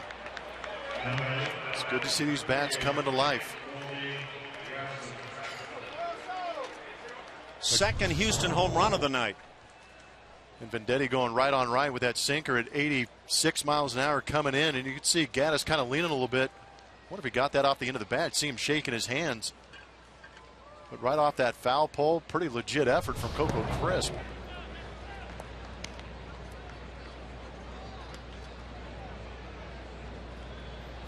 Evan Gattis with 23 home runs now. That leads the team. 1 in front of Luis Valbuena. Kobe Rasmus has already launched one tonight. Has a home run and a double. And there's Evan. Yeah, it wouldn't hurt at all to get that bat hot.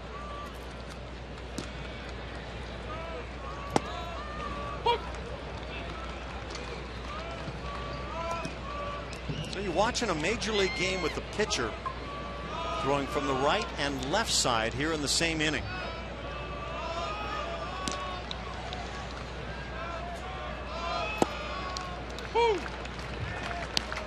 It's hard enough as a switch hitter to be able to be equal from either side. But from what we've heard, it's been pretty equal in terms of velocity and ability for Venditti. Oh, that's impressive stuff.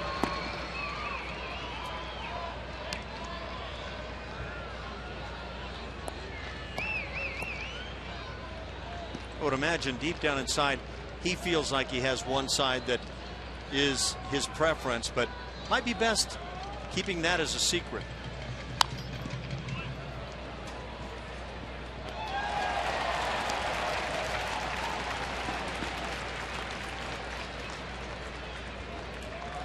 I wonder if there's a challenge learning to utilize the glove with either hand. You think about the throwing side, but what about the glove?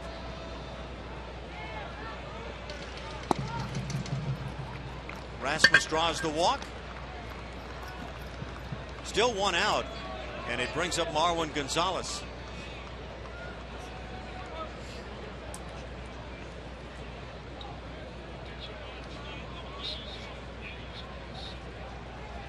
Now batting, number 9, Marwin Gonzalez. Aaron Brooks is done with his night now. Carlos Gomez was his, so 5 runs coming in, all earned against Brooks tonight. 8 hits allowed in 4 innings.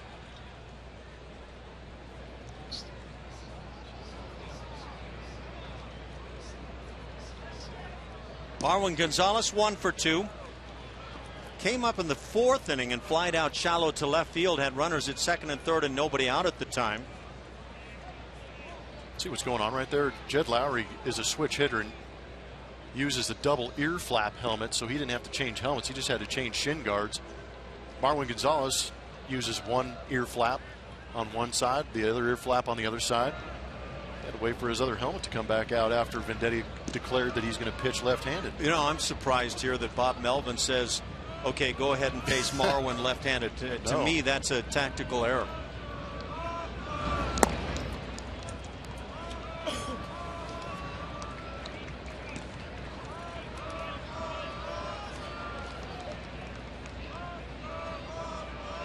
Been a good skip.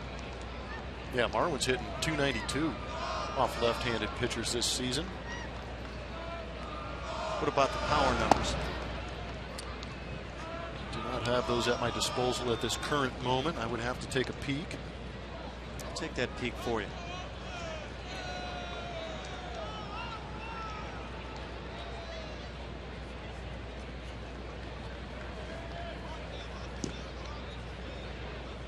Two and all the count.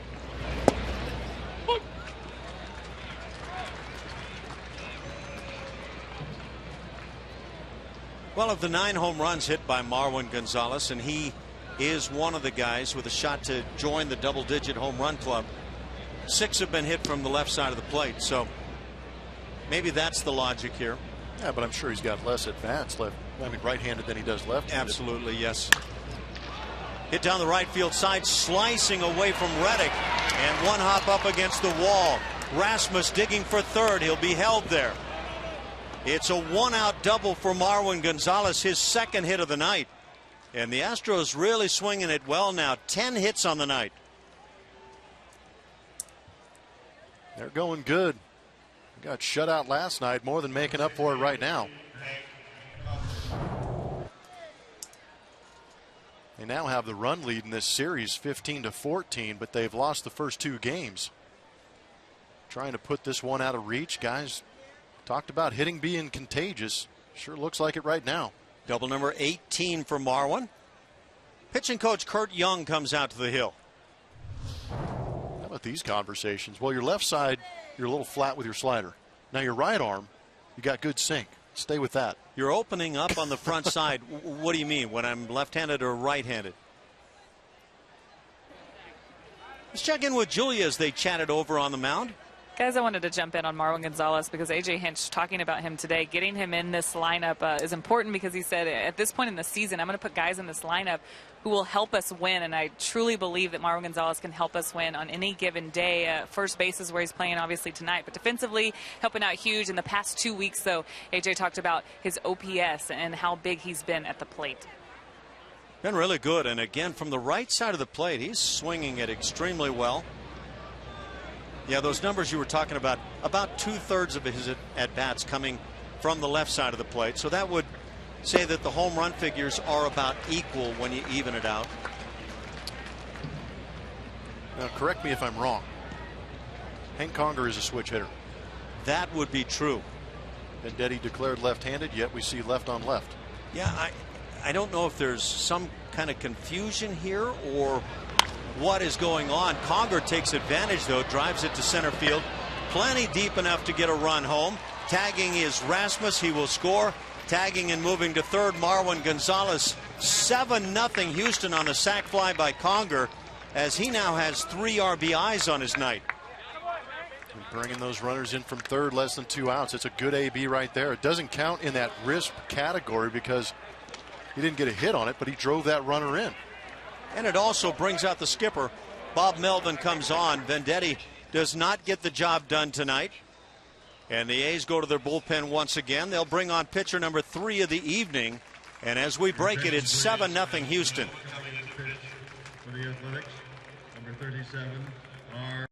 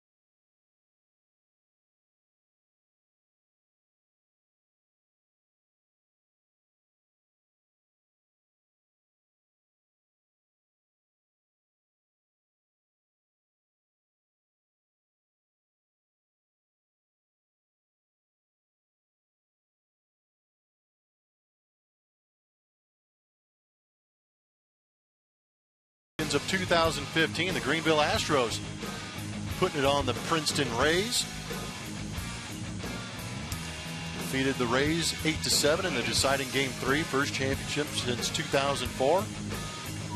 First round pick Kyle Tucker helping out in that series, 2 for 4 home run. New pitcher on now for the Oakland A's as they turn to the right-hander R.J. Alvarez.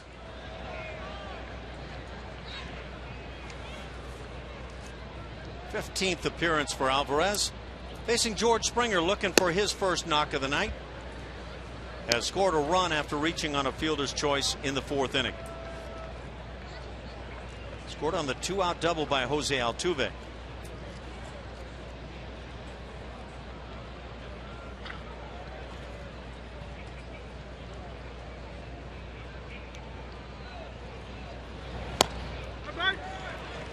Ball and a strike on George. 10 Houston hits, just 1 for the Oakland A's against McHugh. Tomorrow an off day for the Astros as they fly on down to Anaheim tonight. And then 3 games with the Angels coming up Friday, Saturday, Sunday. 9:05 start Houston time. In that opener as Dallas Keuchel takes the ball against Jared Weaver. In the Saturday game, it moves up an hour to 8:05. Lance McCullers against Hector Santiago. And then Sunday's game, a day game, 2:35 start. Mike Fiers and Andrew Heaney. So Keuchel, McCullers, and Fiers for the Astros in that 3-game set.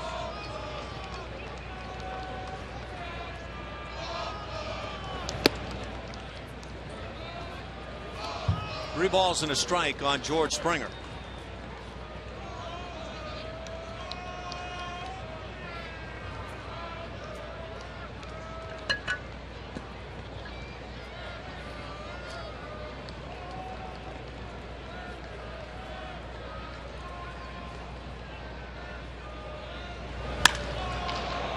hammer to center field, deep back at the wall. George Springer has launched one. Oh, he got it. I thought that ball had gotten over Billy Burns, and I think George Springer thought the same thing. So that'll do it as Burns makes an outstanding defensive play for the Astros. They put 3 on the board and lead it 7-0.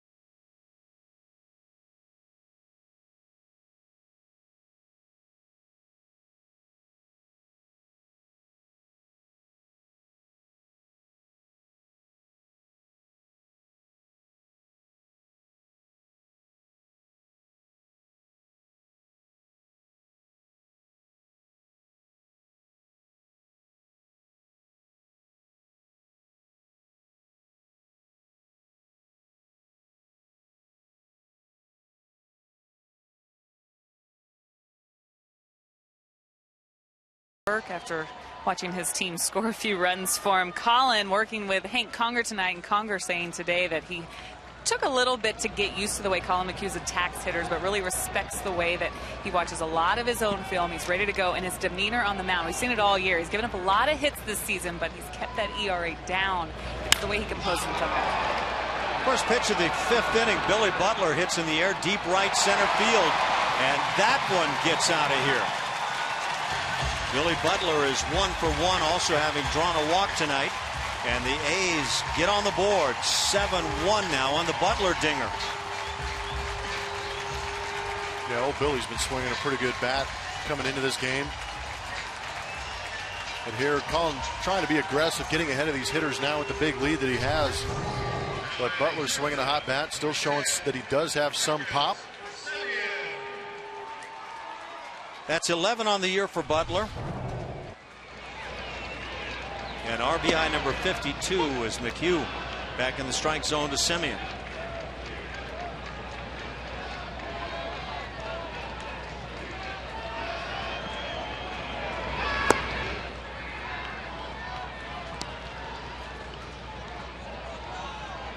Picking at the Texas Rangers, they're now in the 7th inning at Seattle with the M's on top, 5-0.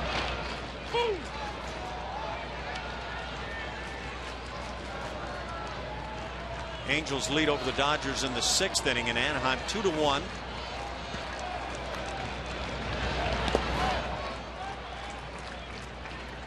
A 2-2 count on Semien.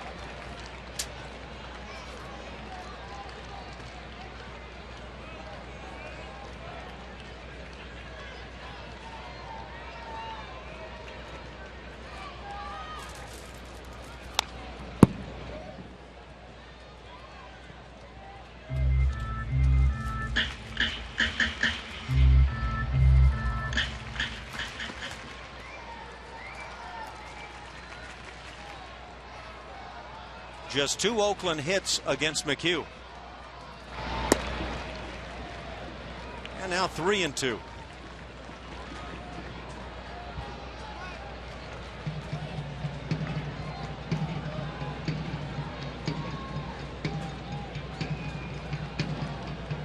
These A's move on following tonight's game into Arlington to play the Texas Rangers for 3.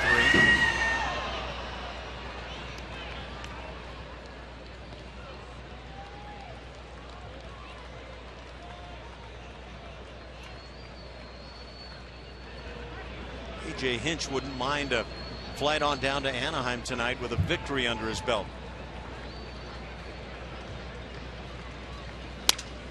On the fist, Looper, Altuve on the run, and can't get there. Back-to-back hits, Butler and Semien. Still nobody out as the 9-hitter. Catcher Carson Blair comes to the plate. And we check in with Julia once again. Register now for the opportunity to purchase tickets to potential 2015 Astros postseason games at Minute Maid Park. You won't want to miss the excitement of October baseball. Sign up at astros.com/postseason tickets. Asked to add to my note about Colin talking about his demeanor on the mound. It's hits like this where he will continue to stick with his game plan. Congress saying when I'm working with young pitchers or power throwing pitchers, they tend to steer away and throw harder, but not Colin. He'll stick to his plan. We'll see what he does here. Thank you, Julia. And it certainly has been effective for him. What a find Colin McHugh has been for the Astros. No doubt. How about the combination of Colin McHugh and Dallas Keuchel? They've combined to go 32-13 this season alone.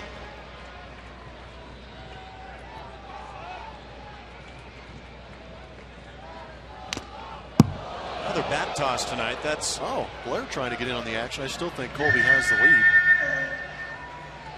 Colby certainly kept it closer to fair territory. By the way, for the Texas Rangers, as they continue to trail tonight.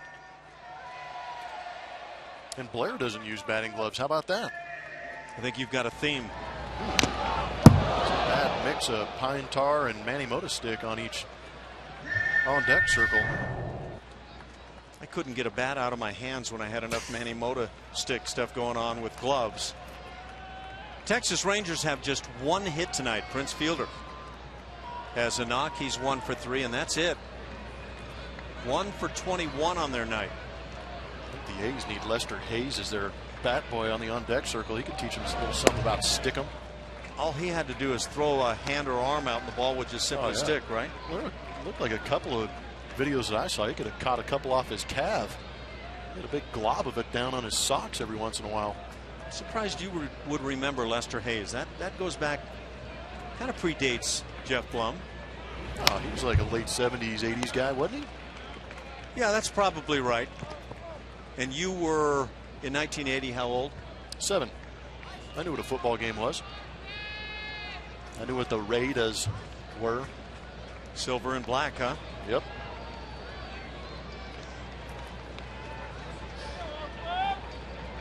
Carson Blair has struck out in his only major league official at bat. 3-2 the count. A struggle here in the 5th inning for Colin McHugh.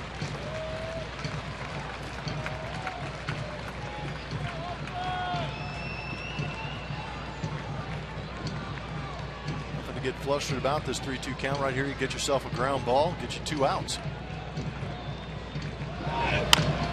Runner on the move as the ground ball is hit to short. Correa with the play, the perfect throw for out number 1.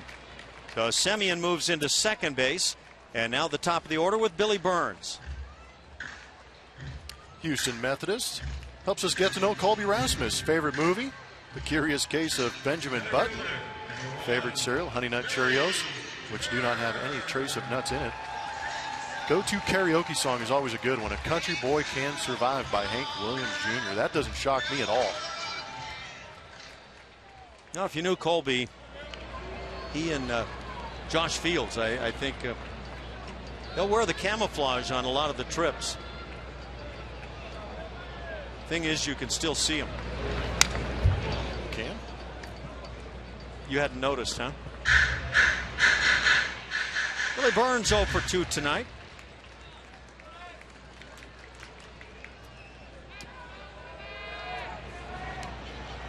Colby has certainly been seen tonight. A home run, a double, and a walk, scored 3 runs. Did not go through on that check swing.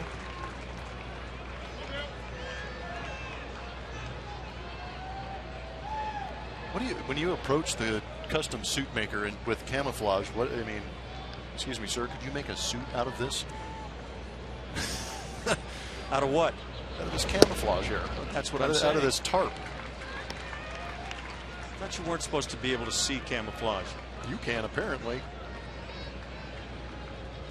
Pat Neshek gets it. He likes that joke. That was a good one. Either that or it's allergy season. Chopper's foul. It's 2-2. Dallas Keuchel Friday night. Lance McCullers on Saturday and Mike Fiers on Sunday, and then on to Arlington and 4 games with the Texas Rangers. The Astros are 4-8 against Texas this year.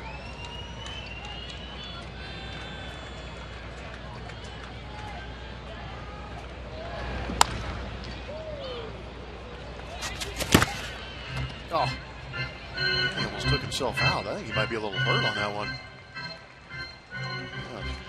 Came all the way down from San Bruno.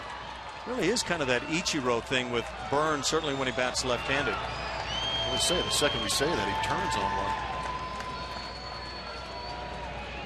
Left-handed, a little more of a slasher. Ground ball through the right side. Semien being waved to the plate. The throw from Springer's cut off. And the A's rather have put a couple of runs on the board here in the 5th inning. Trying to make a game of it. It's now 7-2 Astros lead. 1 out. Billy Burns with speed aboard for Mark Canha. Just a pest. Billy Burns, Danny Valencia, Billy Butler in this series. Canha. These guys have been getting hits with runners in scoring position. Just doing enough to peck away, and that's all you can really do. There's still plenty of game left, but they're having good at-bats right now, doing what Oakland A's do. Get on base, drive him in, and Marwin Gonzalez trying to take it out on Billy with that throw.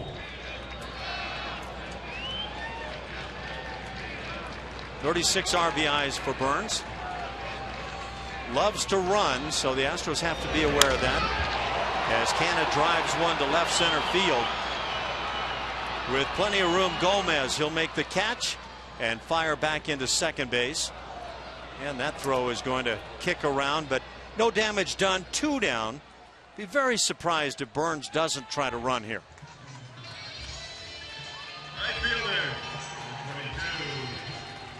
Feel free to dance. Just like you. There you go. Can you feel it? Oh. Just can't help but go with it.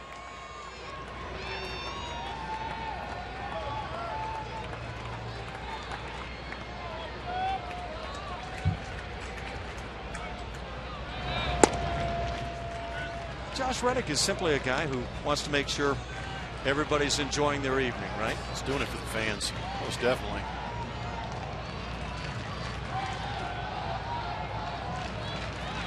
Angels still leading the Dodgers 2-1 in the 7th inning.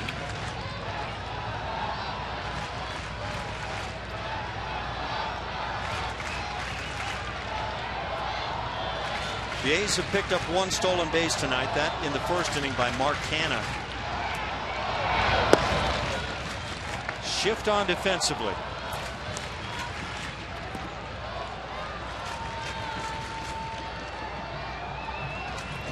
Feels and looks as if McHugh's a little out of whack from sitting on the bench for so long. Do you feel it sometimes sitting on the bench takes or has an effect on a pitcher going back out there after that inning?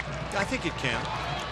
But at the same time, if a pitcher tells you he doesn't want his team scoring runs, then something is not wired right.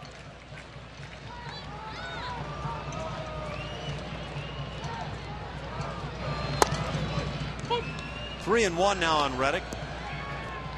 Danny Valencia, the cleanup man, waits on deck.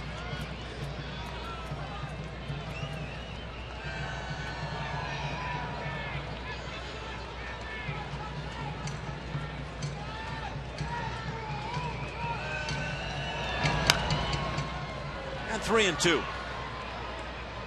Well, that will put Billy Burns in motion.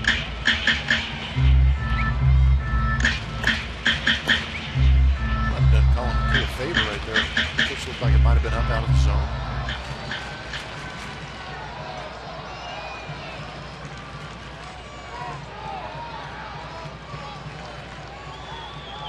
That's Garrett Richards working for the Angels tonight.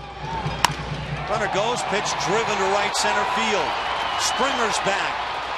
Backing away from the wall, and this one gets out. A two-run job by Josh Reddick. And look out, here come the A's. It's now 7-4. A big 4 spot on the board here in the 5th inning. Is anything easy here at O.K for the Houston Astros? This is unbelievable.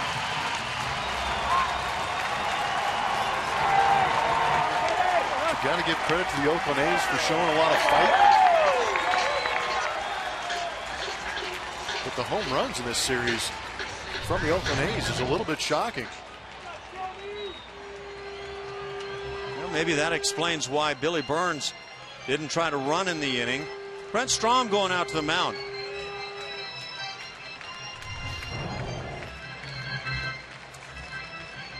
Josh Reddick with 16 long balls now. This is combination pep talk. You're all right. You still got a 3-game lead. You've got good enough stuff to get big league hitters out. It also gives the bullpen a chance to get some guys getting loose out there. Chad Paul's now in the bullpen, but that is a beautiful look at contact through extension from Josh Reddick. It's also part of falling behind and kind of being forced to come right in there. So the A's have 2 home runs, and both here in the inning. Danny Valencia 0 for 2 on his night.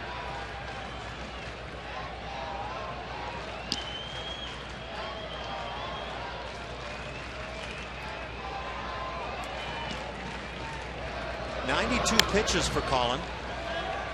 He's going to come out of this inning approaching at least 100 pitches. And that's a bit surprising considering he started the inning leading 7-0.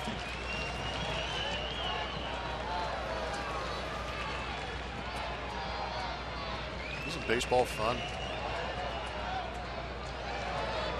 I'll report back to you.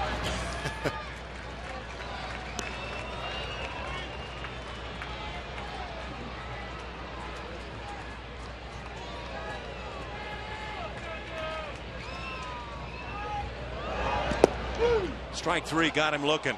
Down on strikes, Danny Valencia. 5 strikeouts for Colin McHugh, but a rough 5th inning. A's put 4 on the board. It's 7-4 Houston.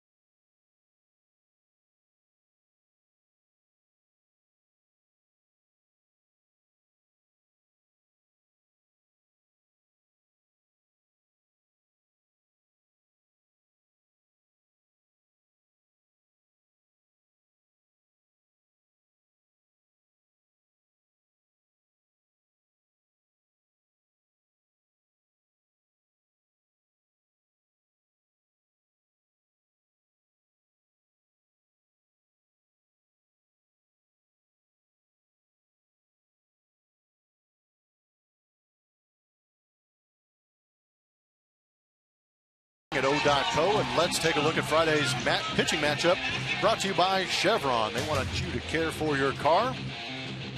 Been a rough season for Jared Weaver. The Astros would like to continue that as they send their ace And hopeful Cy Young Award winner in Dallas Keuchel out there going for his 18th win. That whip still under 1. And this is the rest of the series. Ash, you hit on it earlier. Lance McCullers and Mike Fiers to finish off that series. Hector Santiago, the left-hander, and Andrew Heaney is actually having a pretty good rookie campaign, left-hander also. What do you think the Angels' mindset is going into this series? They got some catching up to do. What better time to do it than against the first-place team? Jose Altuve leads off in the 6th inning. 2 for 3, a pair of doubles. 28 on the year for Jose. He's driven in a run, 57 ribbies.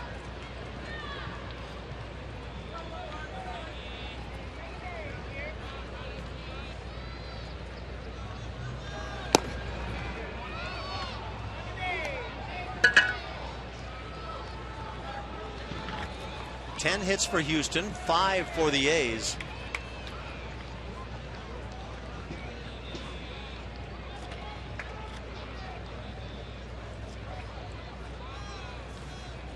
Right-hander R.J. Alvarez, as this one is slammed down the left side but hooked, and it goes foul to the second tank. Man, I'm gonna go downstairs and get a bat, Ash. This is carrying about as well as you'll see at night here. This is incredible. Yeah. This is not a typical evening in Oakland. I'm not sure that one guy, George Springer, would totally agree. I wonder if you asked him did you get that one, George? I wonder what he would say. I'd be curious to hear the answer. He acted like he thought he got it. Kind of stood up on it like he did.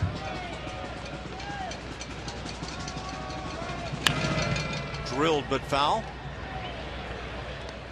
Good play, Steve. Came through the tunnel from Danville. Good play. Nice and relaxed. Composure. I wonder if he's the one that laid out earlier in the year. Made a great play to save that bullpen. They've got the young ball boys and girls here in Oakland. They've got a more seasoned version of the ball boys in San Francisco. Much more seasoned.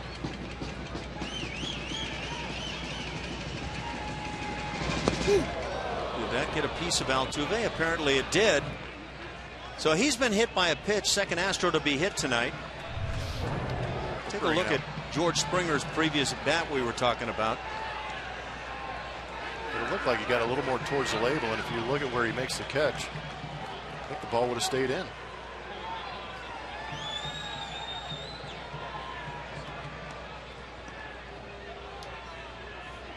Yeah, we were talking about George Springer and some frustration recently. Here's that last pitch.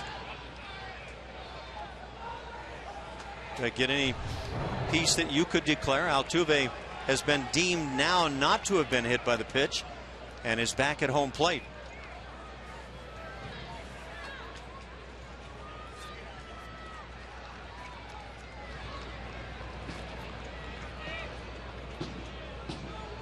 Two and two the count. Hits the slider in the air to left field. Coco Crisp is there and out number 1.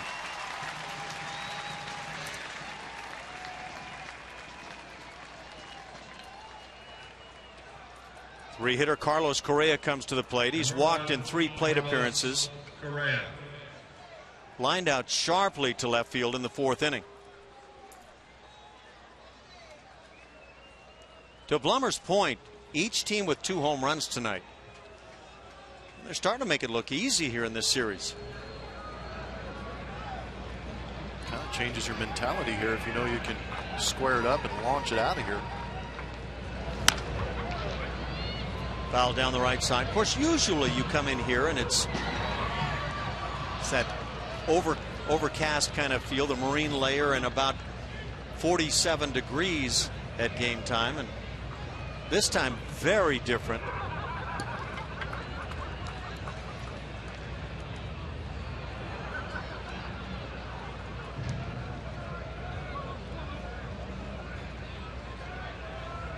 Seven for Houston.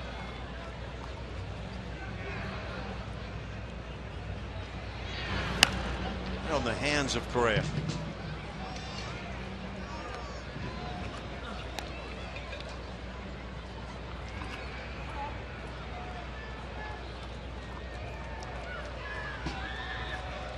little bit of a breeze, not much. Those are the flags down the left field side.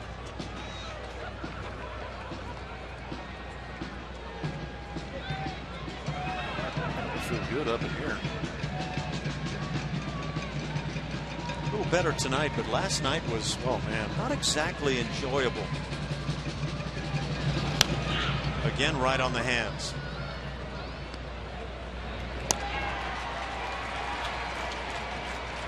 I think the A's are sensing something, even though Alvarez missed his spot by 1.5 feet. Really getting in the kitchen of Carlos Correa. It was always the hardest part for me. You're trying to figure out what a guy is trying to do to you, and you get blown up like that. And you're like, wow, they're trying to work me in. And then you watch the video, and he misses his spot. In reality, they were trying to go away. Now, we've seen some brief spells where Correa has been handled inside, but then he'll respond pretty well.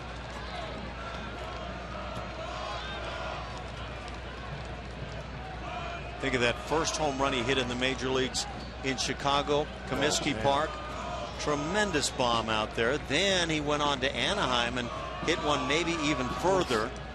Look over the bullpens out there in Anaheim. That's not easy to do.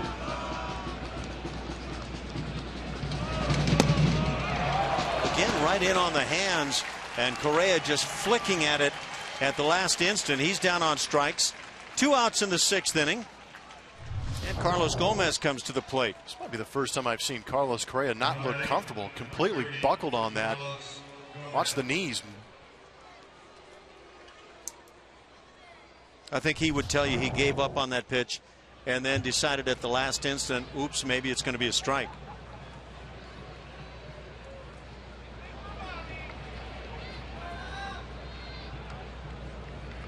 I'll give him credit for being in position with the hands to even make that effort. I, from experience, can say most of the time I never even had that ability to try to flick at that thing. Yeah, I'm with you on that.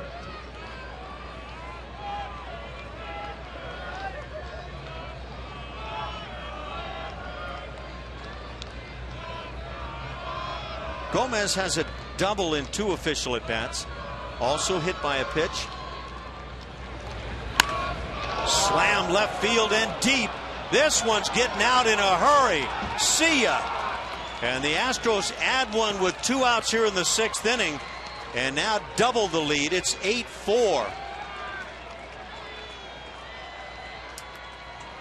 one of those big swings finally connected on one. That was a bomb.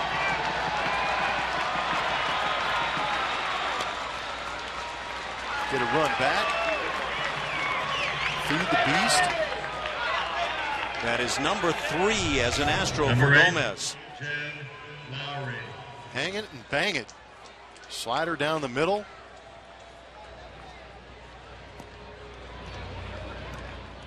Gomez knew it was gone. Just like everybody else in this ballpark. That ball was smoked.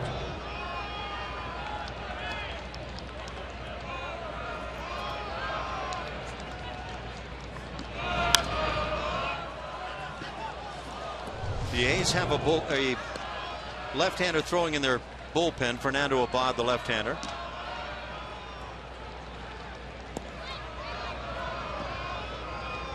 Not sure how I feel about that. I've been in those dugouts. They are not the most hygienic areas.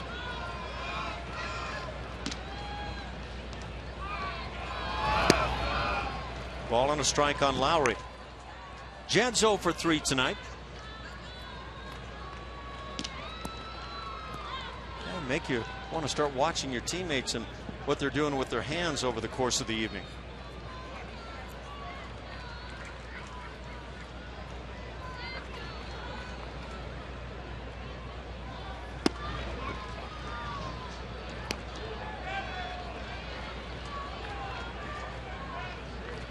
Remember that swing. Yeah, that was a good one.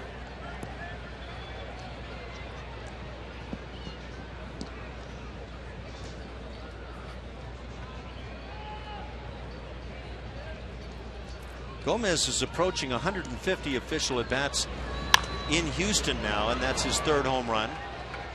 Lowry pops it up. This will do it. The Astros get a run on the home run by Gomez, his third. It's 8-4 Houston.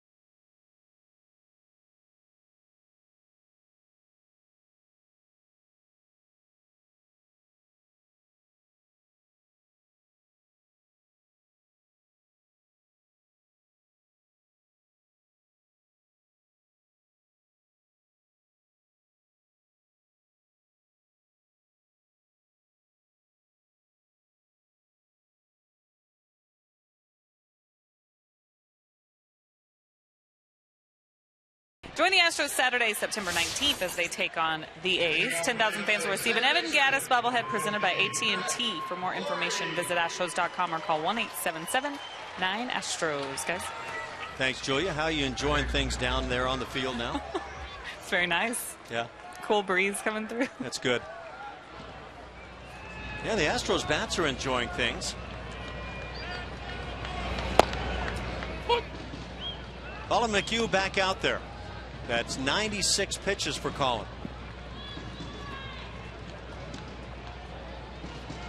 Brett Lawrie's 0 for 2. Couple of strikeouts tonight. Colin has struck out 5. Quickly ahead 0-2. It's Lawrie, Crisp, and Butler for the A's here in the 6th.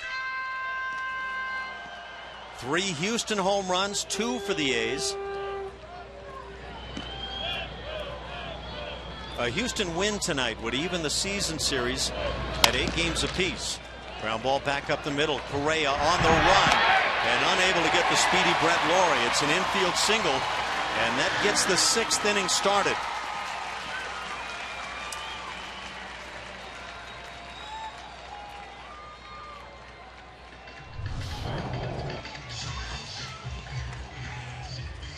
So Colin McHugh back off that one time the shift is not on. Kind of playing Lawrie's straight up, maybe a slight pull. That's why Carlos Correa had so long to go. Actually did a phenomenal job to get there and put a lot on that throw. That's all you can do.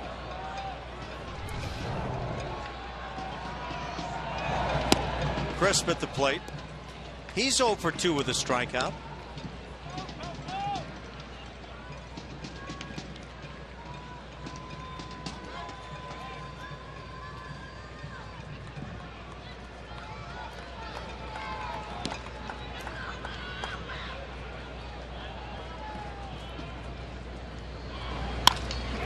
He hits it down the right field side. Springer able to get there quickly to make the play.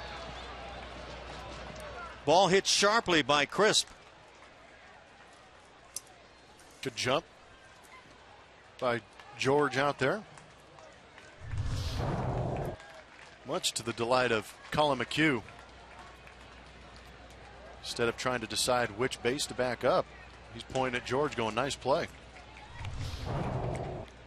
And that's going to do it for Colin. A.J. Hinch comes out and says that's enough on the evening. So Colin goes 5 1/3 innings. Lawrie is his as he's at first base. And the Astros bring on pitcher number 2. It's Chad Qualls. We'll be right back.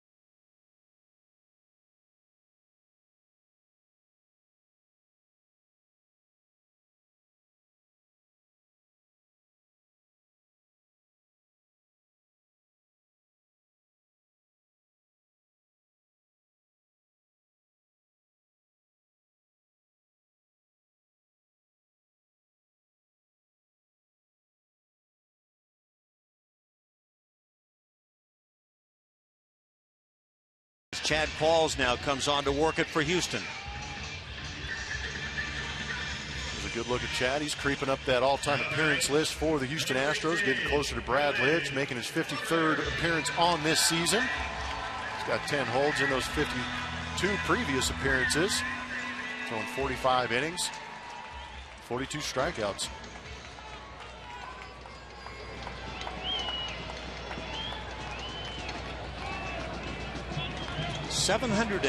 th career appearance for Chad Qualls.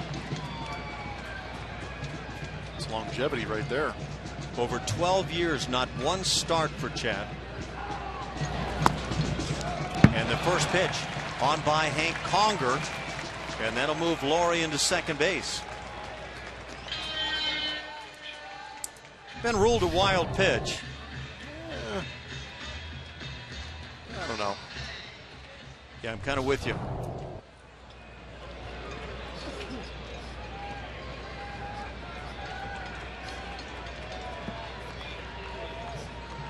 $13,387 on hand.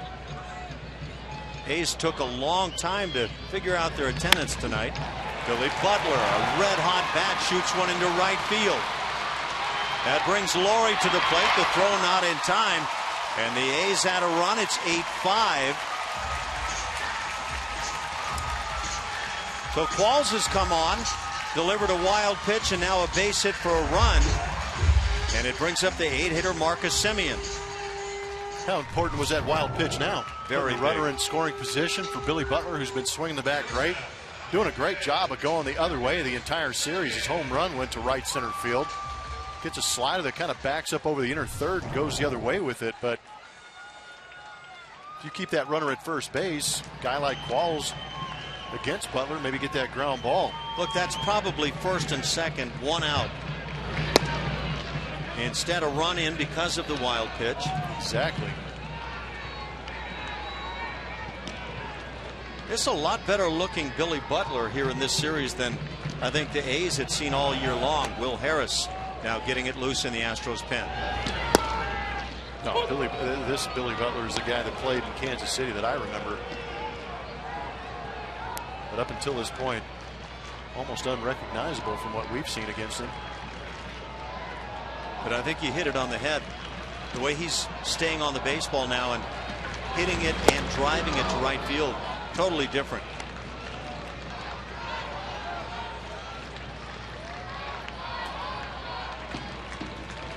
Probably exchanging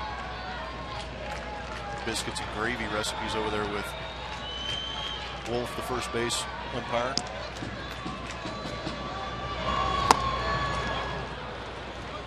And a big strikeout of Marcus Semien, second out of the inning. Brings up the 9 spot with Carson Blair.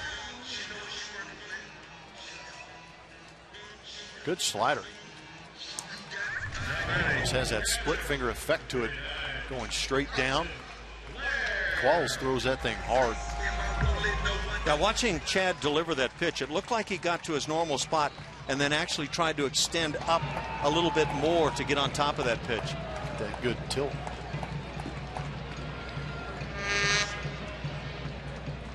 Blair 0 for 2 on the night, 0 for 2 in his big league career.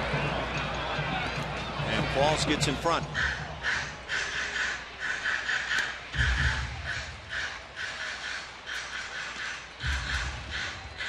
You come into Oakland if you're the Houston Astros, and it's a battle. It's unbelievable how this place treats the Houston Astros. It's never easy for them to get a win here.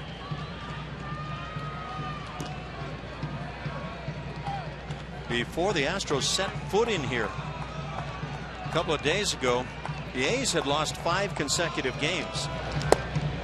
With breaking ball for a called strike, it's 0-2.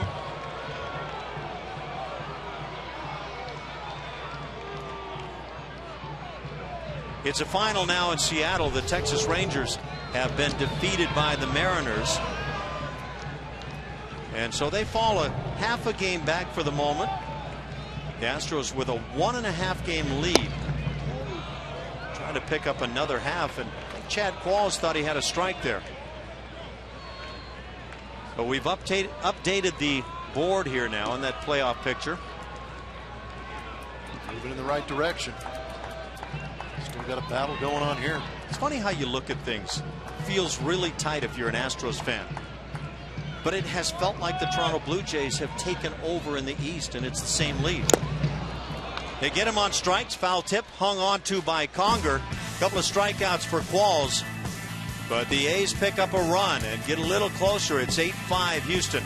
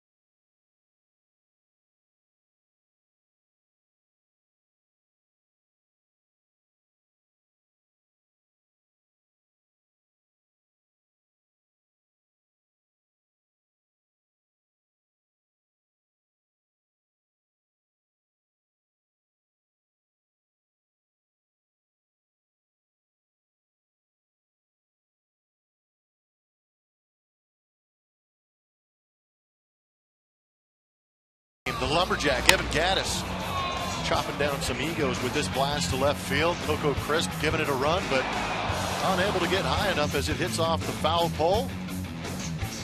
Big 2-run jack from the lumberjack, Evan Gattis. 23rd home run on the season. 75 RBIs. See Dennis Eckersley hang on for his 11th win of the year here in Oakland. A's go to the bullpen once again and bring on left-hander Fernando Abad, former Astros bullpen man. Leading off the top of the 7th inning for Houston. Also making his 53rd appearance. Evan Gattis.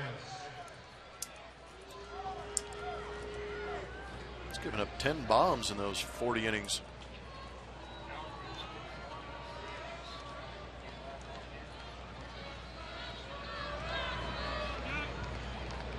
Intriguing how things go. Abad allowed just 4 homers last year in 57+ innings.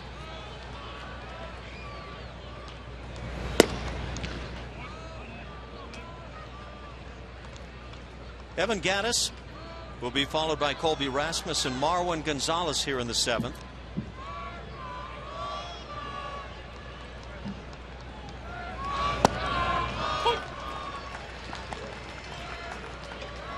Gattis has broken out a bit here tonight. A couple of hits, a single and a dinger. 23 home runs now as Gattis leads the club in that category.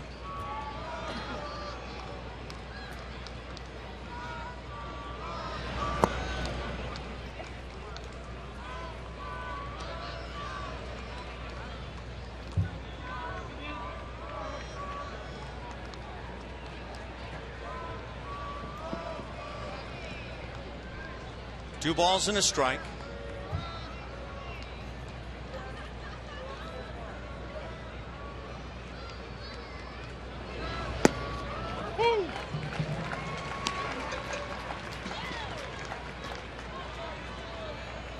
Some of those moments for Evan, it just appears he's having a hard time pulling the trigger, and yet again tonight a couple of big hits. I think he just gave up on that last pitch.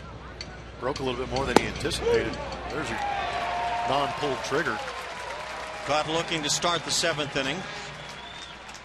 4 strikeouts by A's pitching. Didn't break. You can see the front side on Gattis moving and kind of flying open, and that means the eyes are moving and puts you in a bad spot.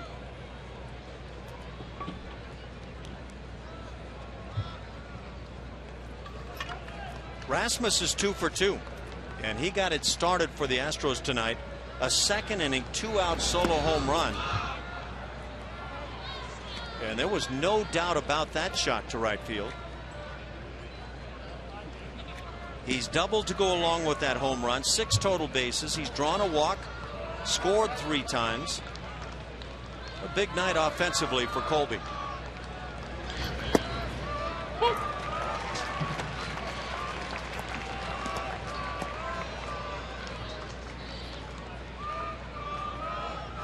Texas Rangers fall at Seattle 6-0. The Dodgers have caught the Angels. It's 2-2 in the 8th.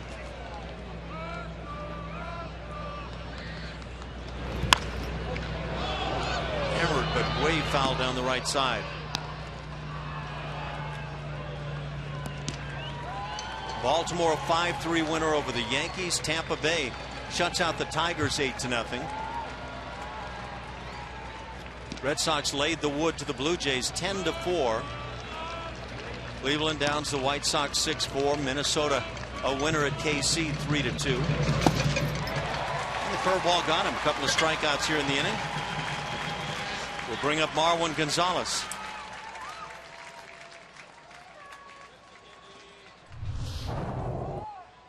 Colby got a little quick on the previous pitch, which was similar to this. It's almost the same spot. Just kind of pulled that front shoulder out a little too quick.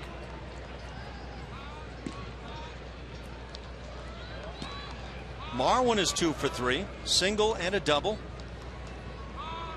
18 doubles. Can you call him the super sub anymore? He's a mainstay. Yeah, he's forced the hand of A.J. Hinch to turn him into a regular. Much to A.J.'s delight. Absolutely. Especially with all the issues going on at first base.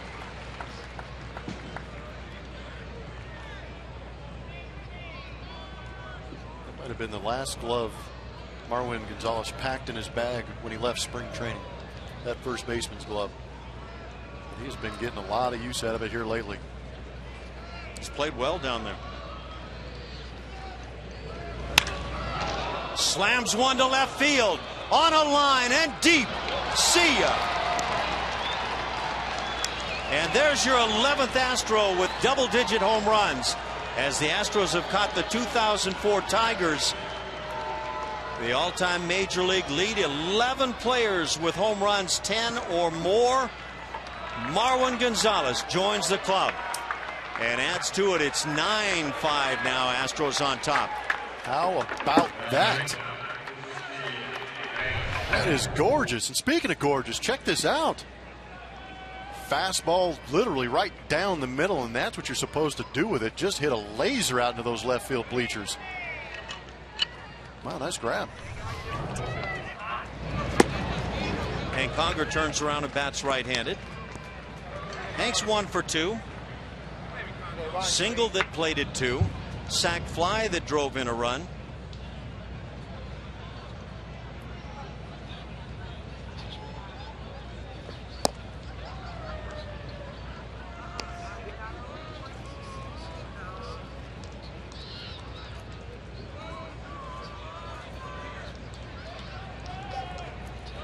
So we talked about the 2 guys for the Astros who started the night with 9 home runs, Jake Marisnick and Marwin Gonzalez. So Jake is next on the line. See if the Astros. Season left for him to get that 10th too. He's been swinging it well too. Man, it's good stuff.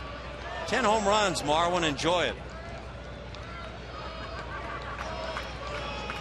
Well, you reflect back to the end of spring training and what the expectations might be for guys. Never would have guessed Marwin would play this much, but he's done a great job. The Astros pick up the run on the 10th home run by Marwin Gonzalez, and they lead it 9-5 over the A's.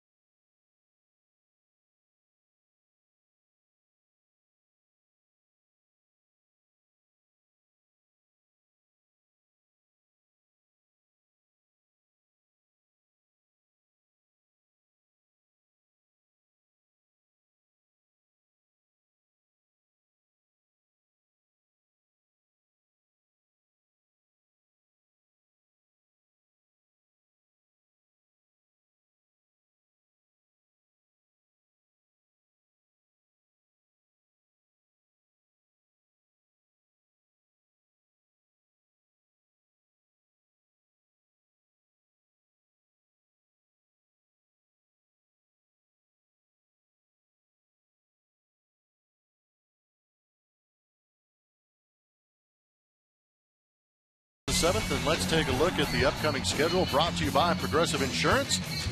We are done with the Oakland Mausoleum. The Astros will head on a plane after this down to Southern California in the vicinity of Anaheim or Los Angeles. Enjoy the day off. Look forward to starting a weekend series with the Oakland Athletics. And then that midweek series, that 4-game set in Texas, will be a big one before heading back home and facing these A's at home and the Angels at home. Basically a repeat performance, just at Minute Maid Park. Will Harris comes on to work now in the 7th. Top of the order for the A's, Billy Burns, Mark Canha, and Josh Reddick. Burns 1 for 3, a 5th inning single that drove in a run. That 5th inning saw the A's put 4 on the board. Colin McHugh was sailing, leading 7-0.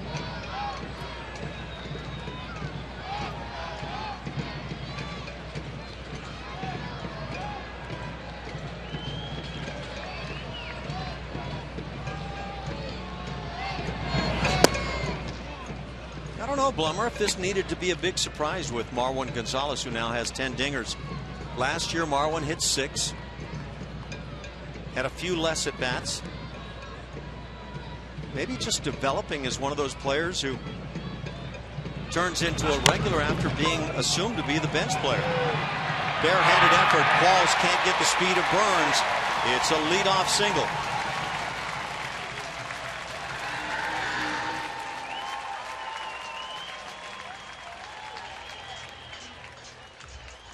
To avoid talking about Billy Burns getting another hit, I'm going to talk about Marwin Gonzalez like you were.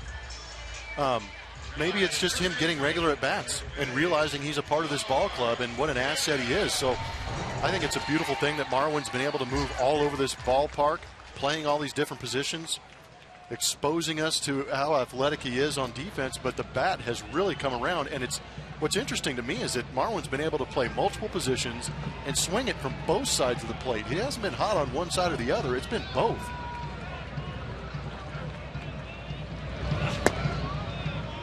Marwin had 41 official at-bats back in that first month of the season. Had a home run, drove in 5 in that month, hit .244. But then, as you say, started to get more at-bats. And he has just gotten better and better as the season has gone on. Hit .364 in July.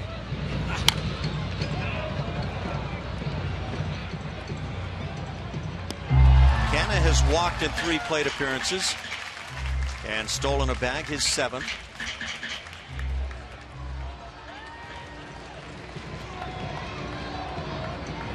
I'll give you another stat on Marwin Gonzalez. He's hit .302 before tonight. And Marwin has 3 hits tonight. .302 in wins for the Astros this year. So he's been big. He's been contributing, that's for sure.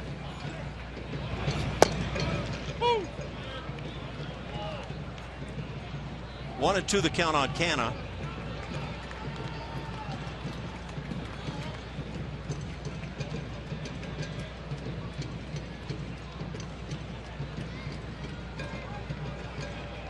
Here's one for you. Bring it. The 10 home runs by Marwin Gonzalez have all come when he has started a ball game. Oh, that's a good one.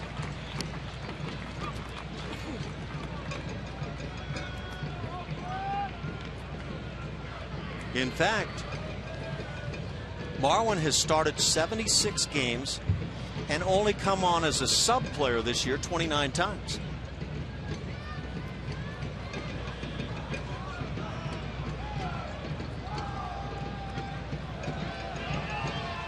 Which is good all the way around. I think that last stat says to me that, yeah, he's won over the skip. He's a guy that needs to play.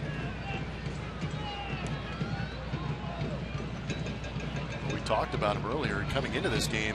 In the last 10 games with the .372 average, that's going up. Shot into right field. Canna goes back to back with Billy Burns. Couple of hits, nobody out. Runners at first and second. And here comes Josh Reddick.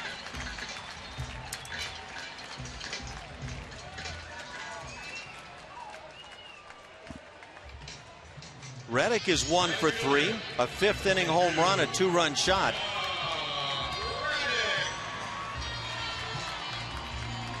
And bringing the love.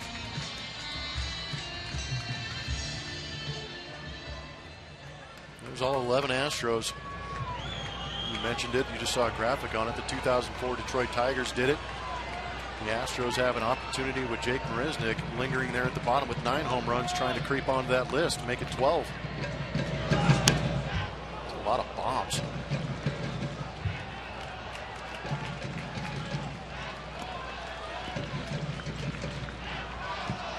And the leader on the club, 23 home runs for Evan Gattis. So it's not like they've got a team where you've got 2 or 3 guys that have hit 30 plus. Ball and a strike on Reddick.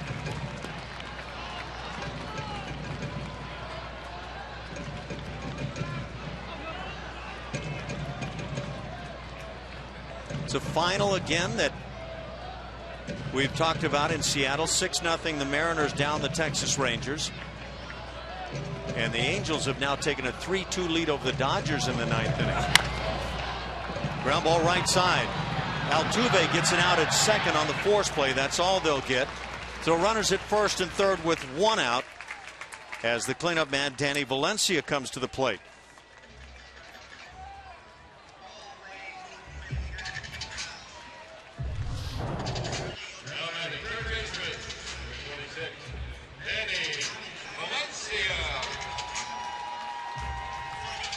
Pretty good play by Altuve to get that out at second base. Marwin had started to his right on the ground ball. There was no shot firing back to first there.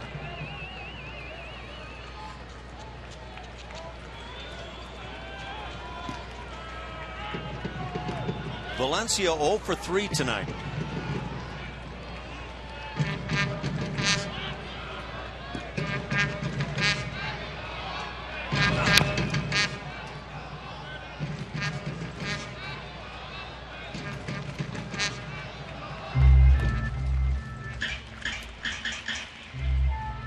The Astros started the scoring tonight, a run in the second inning that came on the Colby Rasmus dinger.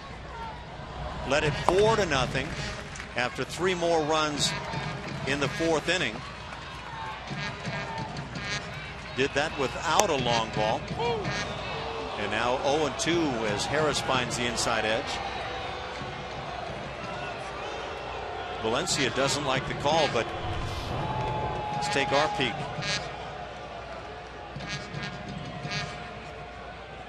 They have a beef, but that's borderline.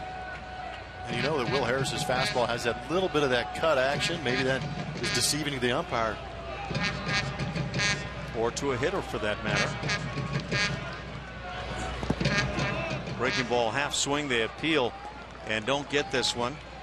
The Astros put 3 more on the board in the 5th inning, led it 7-0. Evan Gattis hit his 23rd, a 2-run shot in that frame. But then the A's started up 4 runs in the 5th. Astros with 1 in the 6th. The A's countered on that one, and now the Astros 1 more in the 7th inning.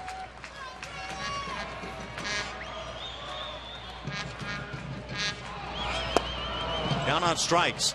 Danny Valencia heads back to the dugout. He's 0 for 4, a couple of strikeouts, and that's a big one. Second out as Brett Lawrie comes to the plate. Just getting Danny Valencia not to touch a baseball is a big deal. Took a little help from the umpire. Valencia upset about it, yelling at the umpire on the way back to the dugout, but a great hammer from Will Harris to put him away.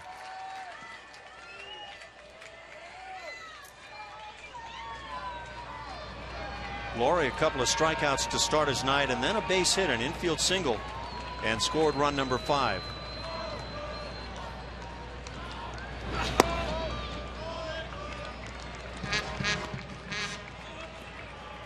In case you need any more interesting numbers, I'm not sure if you already mentioned it, but Marwin Gonzalez has 22 career home runs now.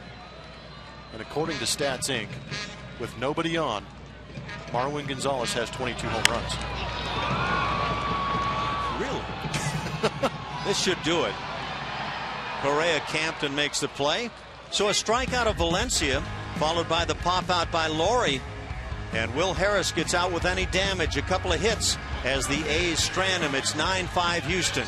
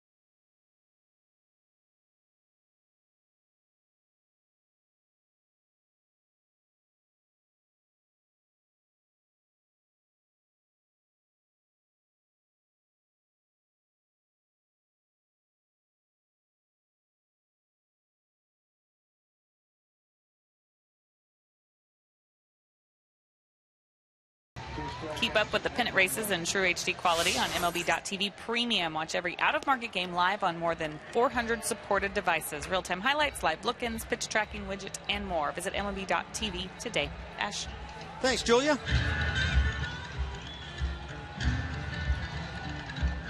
It's been kind of a home run fest tonight. The Astros have hit 4 home runs. The A's have 2. We're playing a night game in Oakland, right? Correct. I have not seen this before. Day games, yes. Yeah, this is a little bit different. Top of the order for the Astros here in the 8th inning. George Springer, Jose Altuve, and Carlos Correa. 9 runs on 12 hits for the Stros. 5 runs, 9 hits for the A's.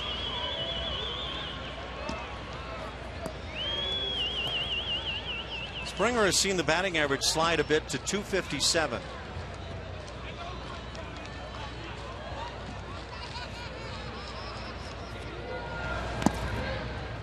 Hit one in the 5th inning that just about got out to center field. Billy Burns went up and appeared to grab it on a ball that likely wouldn't have gone over the wall, but very close. And I had the impression that George thought he had gotten enough of it. The way the ball's flying out of here today, I kind of assumed the same thing.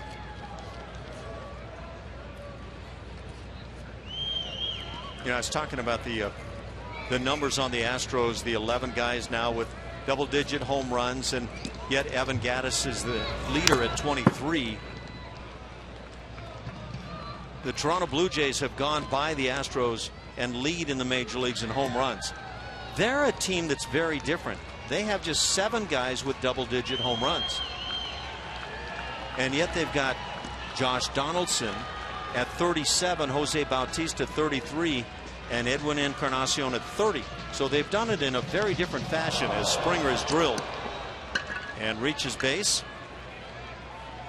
Nobody out for Jose Altuve. There's no doubt about this one. Scored him up nicely in the left cheek. Number 27, Jose. It's all right. It's where he keeps his wallet.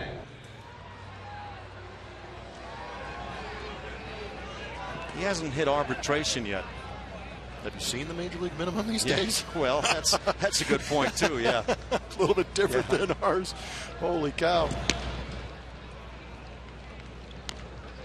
When I hit the major leagues, I believe the minimum was, drum roll please, $12,000. Wow, for a year? Yep. Holy grief! What was your off-season job? Springer on the move. Tapper back to the hill. They'll get the out at first base. So Springer moves up on the ground ball out by Altuve. 1 out for Carlos Correa. You didn't miss with that at all. That's incredible. Went home in the offseason and worked in the tile industry with my brother. Yeah, you would have to.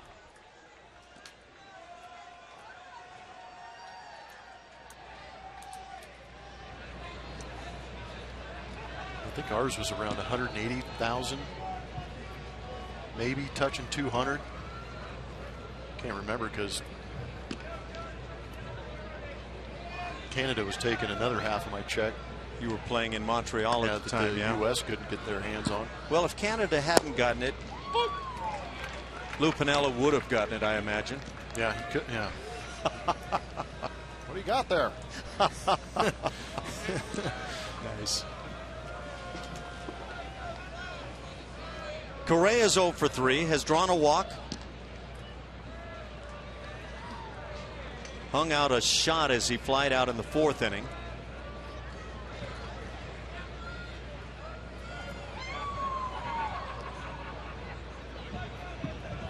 I think back to Major League Baseball when I was a kid and first got won over by the game. Some of my heroes. The minimum, I believe, was $7,000 a year. Golly.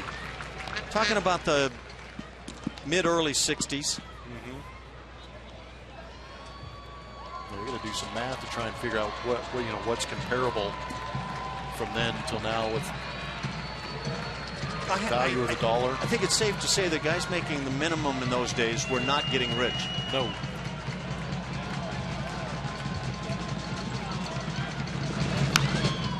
There they go, right on the hands of Correa again. He's unable to get to it. Keeps chasing it, though. I'm not sure those are strikes.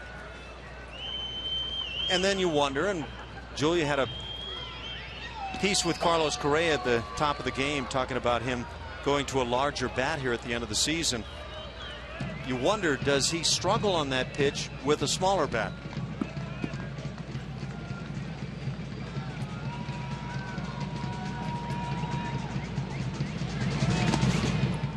Pitch gets away from the catcher Blair, and moving into third base is George Springer. It's a wild pitch and a chance to add another run.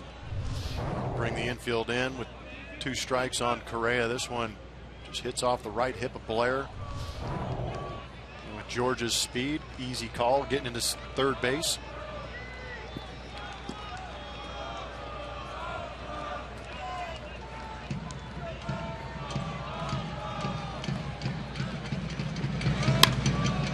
Ripped but foul down the left side.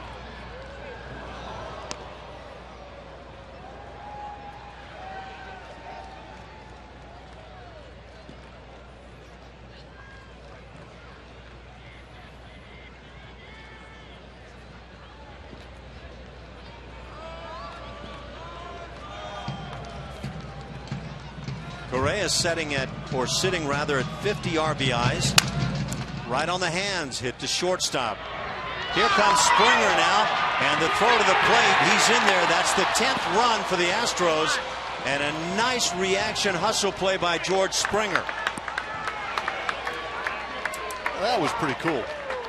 Good base running by George. Took a chance, got a big lead at third base. Semien did look him back, but didn't make George make a move back to third base. Therefore, George had his momentum going towards home plate. This would be a great shot right here. Watch George. Ground ball to short. See him not going back to third. Creeping, and then takes off. Beautiful piece of base running. Good stuff. Danny Valencia didn't make a full move to the bag at third base. And I wonder if that kept Semien from throwing that way. Little pop fly, and a heck of a play by Semien, racing into left center field to haul in the pop fly by Carlos Gomez. That'll do it, but the Astros get a hustling run as George Springer able to nab one.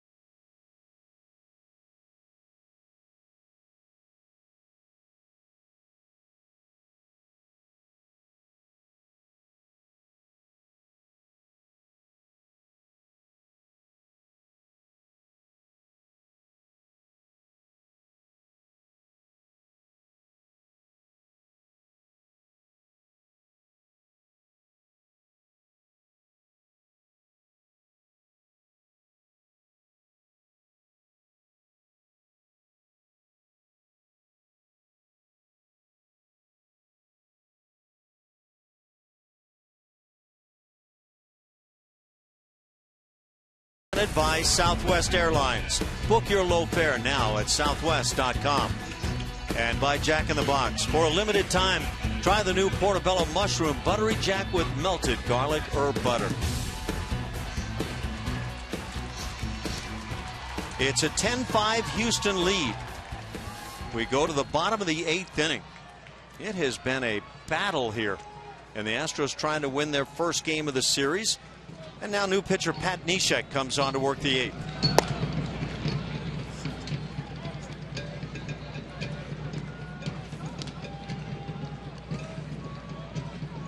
The A's have Arnold Leon throwing in their pen down the left side, right-hander.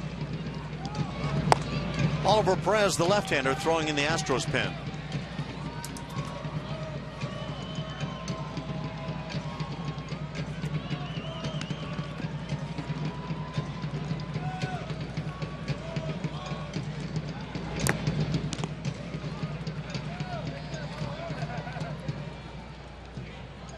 Neshek comes on and falls behind 3-0 on the leadoff man, Coco Crisp.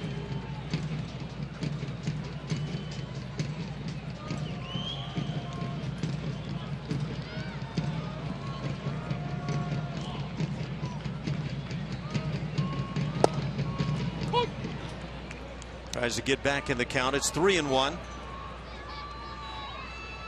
Billy Butler and Marcus Semien to follow here in the 8th inning.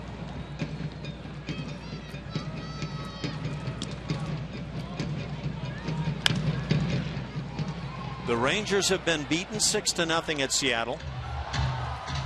The Angels down the Dodgers 3-2.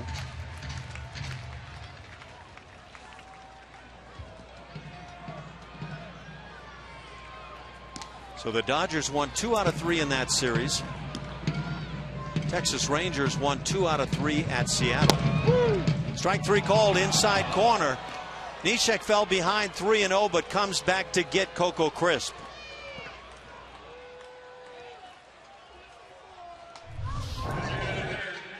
Good job battling back. Got good run on that fastball. Locks up Coco Crisp on that inside corner. 4th Houston pitcher of the night.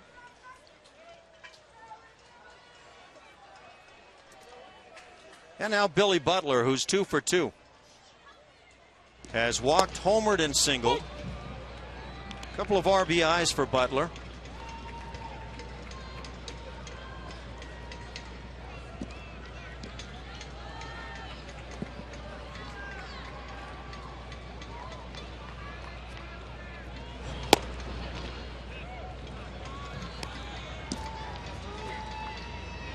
The A's with a couple of long balls tonight. The Astros with 4 home runs. Colby Rasmus, his 19th. 192 home runs on the year now for the Astros. The Blue Jays also at 192. So the Astros with the 4 home runs tonight have caught the Blue Jays. There you go. You ask and you shall receive. There they are, both tied at the top. Those are updated to the moment. Good stuff. That's good find. How about that? Kind of took the attitude that when the Blue Jays passed, they were probably not going to be caught by anybody. But here come the Astros.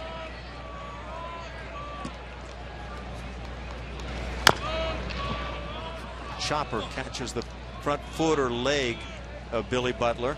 2-2 the count. A lot of padding on that left foot. Somehow missed it.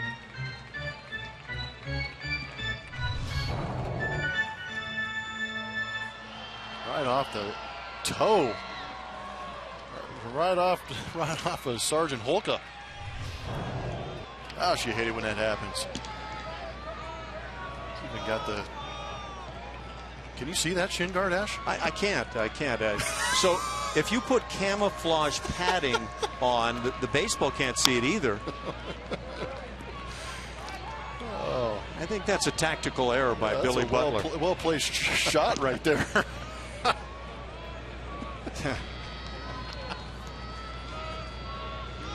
Always leave the padding so you can see it clearly.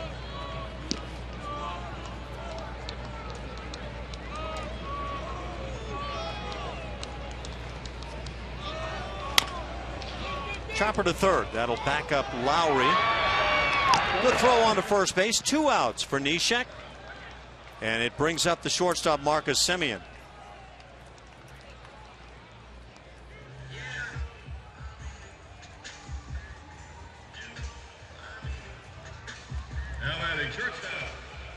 you've been here, Blummer.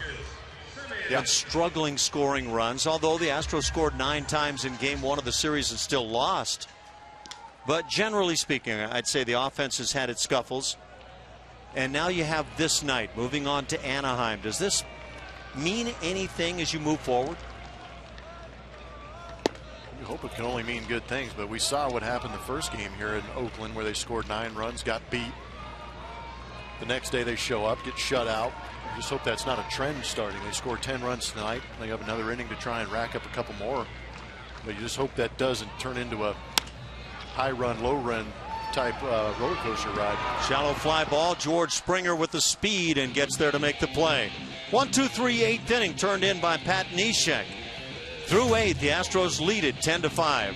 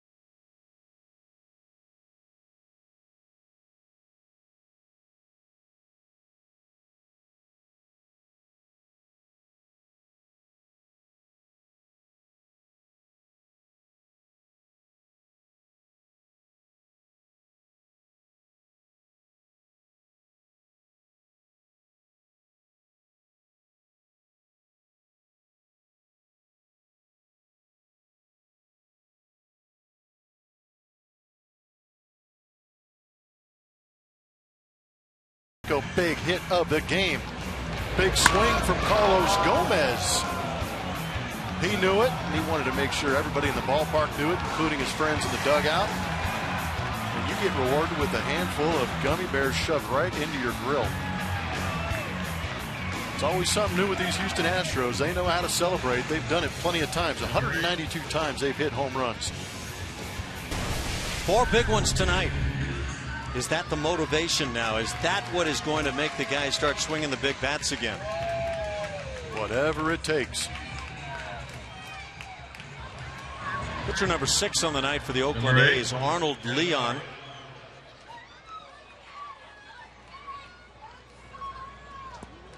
Realized generally it would be Leon, but it's told Leon starting the series, so we'll go with it. Fastball, slider, curveball, changeup.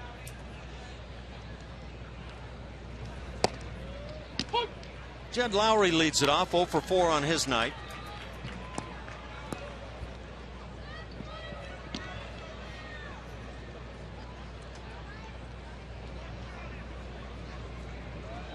The Astros with 12 hits tonight, and yet a few guys have not been given invites to the party. George Springer's 0 for 4. Carlos Correa 0 for 4. And Jed Lowry. Ooh.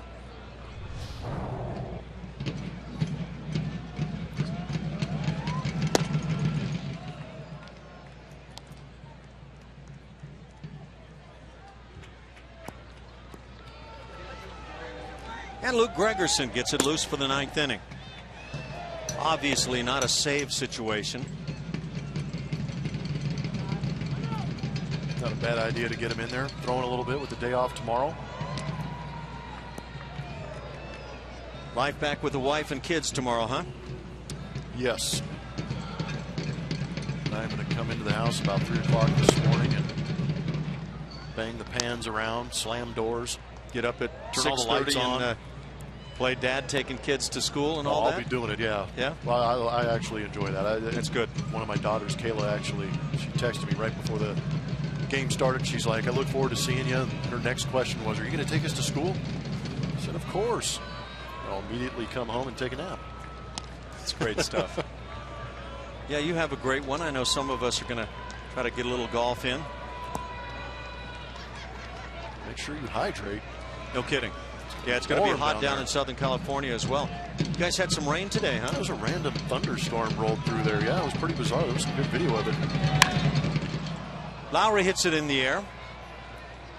Coco crisp into left center field. Right there at the edge of the track, makes the catch. Out number 1.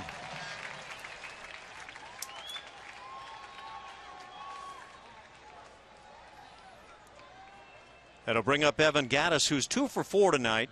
Single and then a home run, that 23rd of the year in the 5th inning.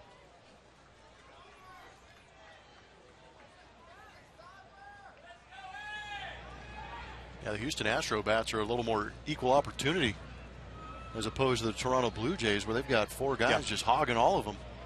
3 guys at 30 or more, and that's a different look in terms of the home run. 2 hopper to short, Semien with the play. High throw, and coming down Canna late as Gattis able to beat it. Another error charge to Marcus Semien, and it has been a rugged year defensively. As we watch the replay, Semien does a pretty good job of getting behind it. You just airmails it. But I'd like to put a little more emphasis on the fact that Evan Gattis was hustling all the way down the line in order to make that play safe. That was a great job of hustling. 34 errors for the A's shortstop. It's not good. You want to make him remember your name in this game, but that's not the way you want him to do it.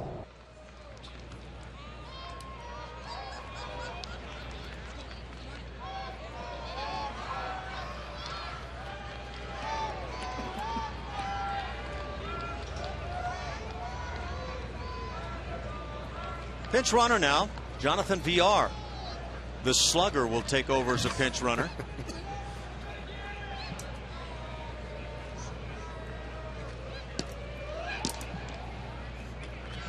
It was Jonathan VR with a pinch hit home run in game 1 of the series.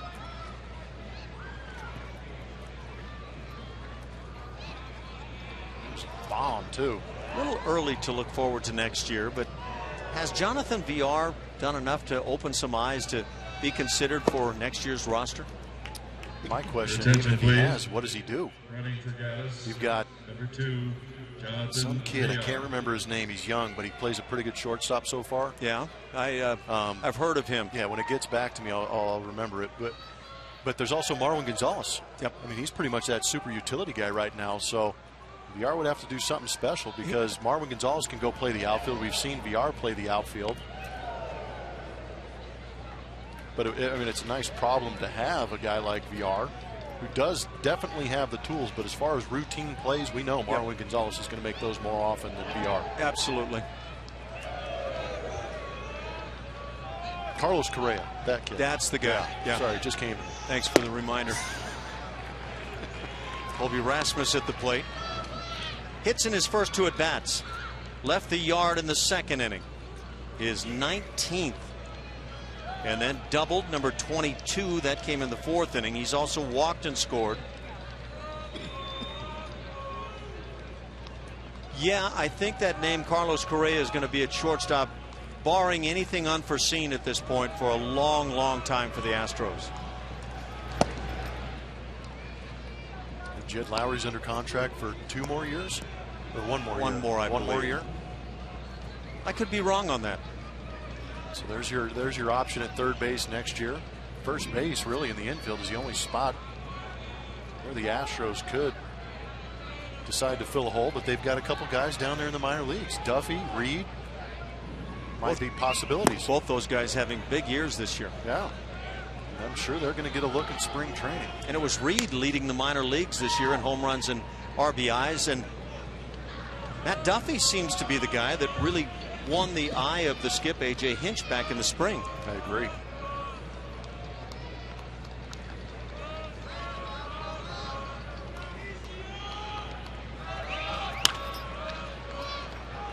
All eyes are on that pennant right now in that dugout, that's for sure.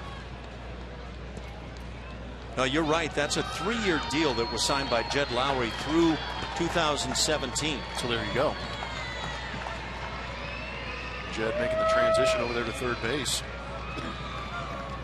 That's a good thing for him and the Astros.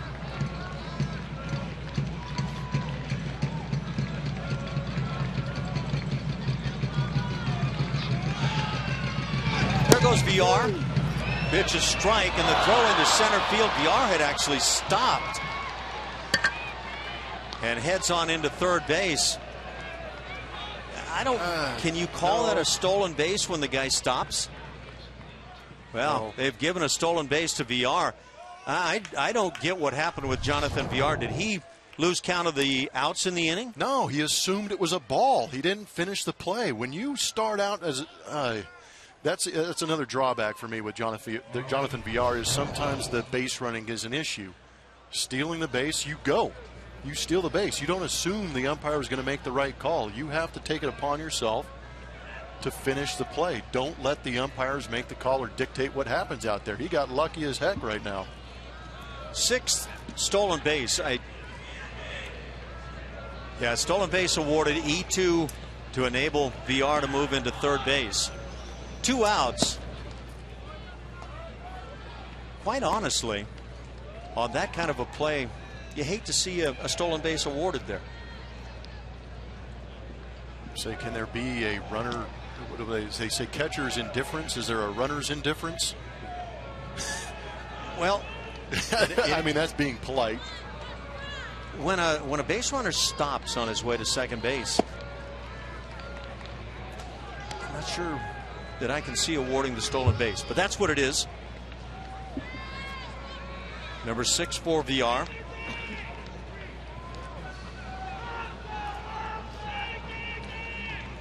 But again, it just emphasizes the defensive woes that have plagued the Oakland Athletics all year long. Generally, it has not been that throwing game there that has given them a tough time from behind home plate. But of course, with the youngster Blair behind the plate, very different look tonight.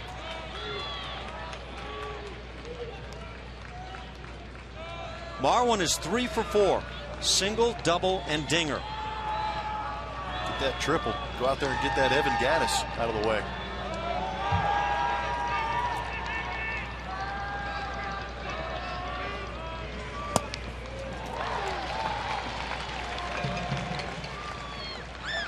Tough to do on those last 2 pitches we just saw from Leon. Change up and then a cutter down and in.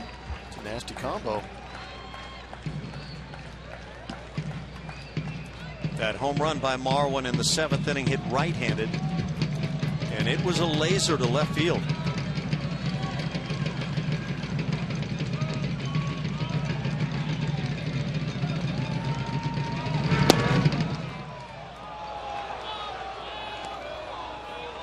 And now 3-2. Well, Marwin could just hit a home run from the left side and actually drive somebody in with that home run. Homer from both sides of the plate and finally get that multi-RBI home run out of the way. It would be his 7th as a left-hand hitter this year.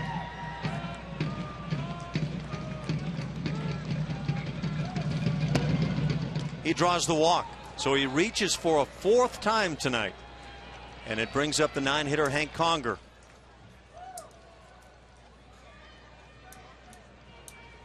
Number 16, Hank Conger.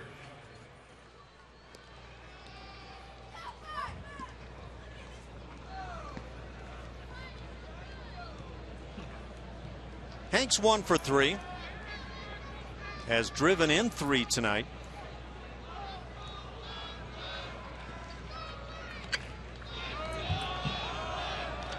Batting average at .217.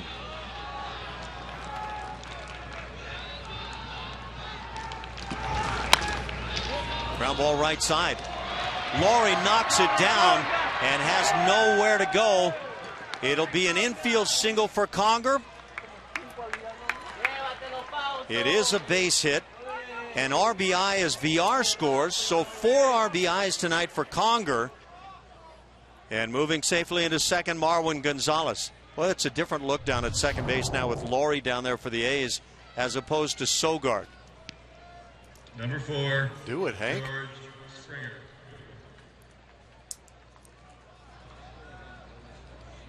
It's a good job of knocking it down by Laurie. Just didn't have the ability to corral it to make the play on Conger. It's good to see things going the Astros' way. 11-5 Houston. And how this guy could use a hit.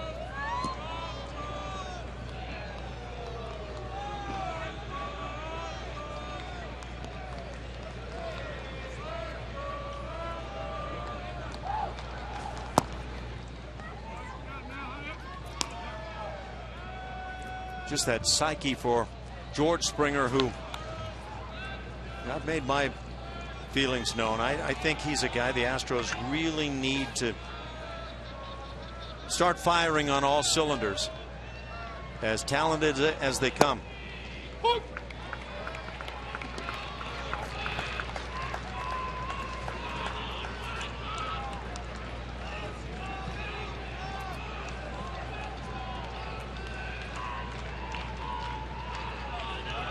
Well, the Astros on the mound tonight, it's been McHugh, Qualls, Harris, and Neshek. And now 1-2.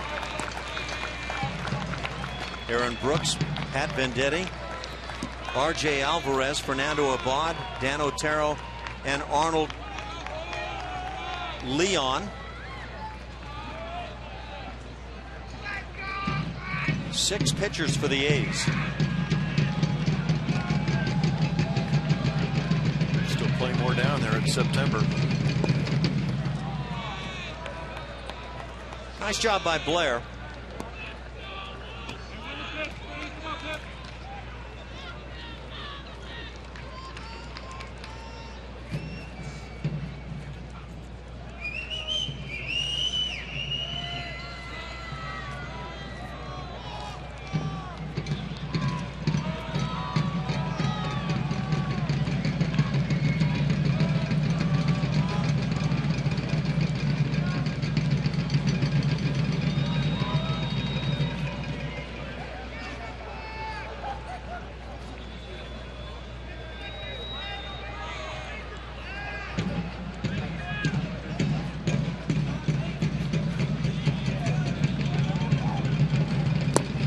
And now 3-2.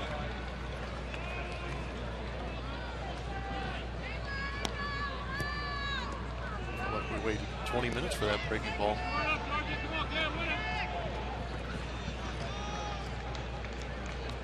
Jose Altuve waiting on deck.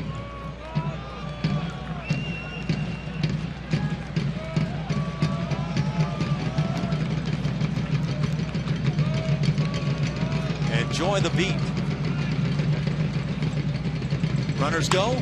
Springer hits it on the ground to third. Valencia with the play, and that'll do it. Springer winds up with a long night tonight, but the Astros enjoying an 11-5 lead as we go to the bottom of the 9th inning. Oliver Perez coming on.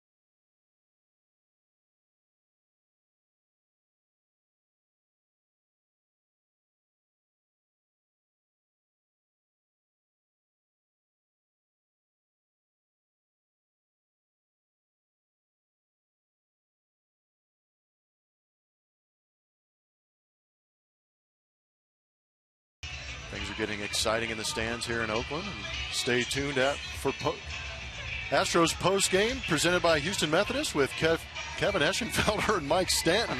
My goodness. We're almost there. We're creeping towards the end. It's been an exciting night here. Astros cranking out hits. Almost as if Taylor Swift was playing here tonight. You couldn't use the name Swift on this evening, could you? Just did. Boom. Nice. Oliver Perez counts. Comes on, and be nice to see him put in a nice 1-2-3 ninth inning. He's made quite a few appearances this year. 58th tonight.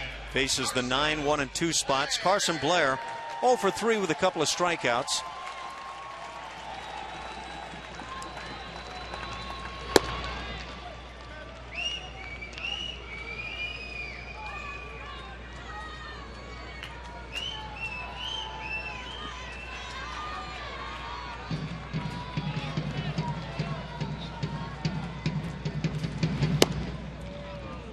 Texas Rangers fall at Seattle tonight 6-0. The Astros trying to turn this into a 2-game lead.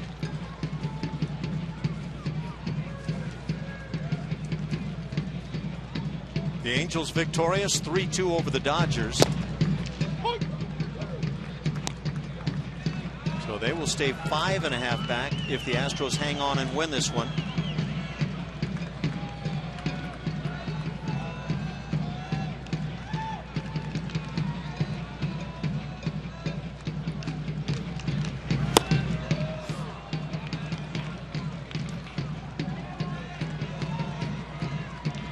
To the count.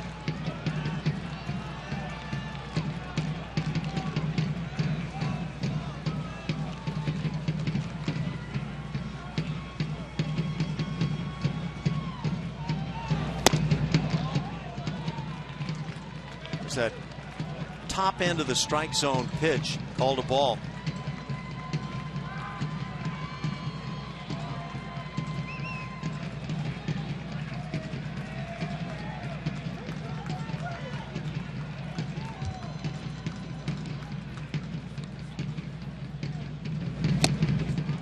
Third time tonight down on strikes, Carson Blair.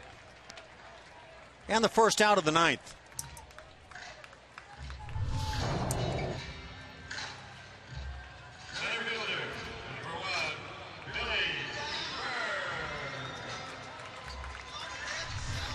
Ten strikeouts for Houston pitching.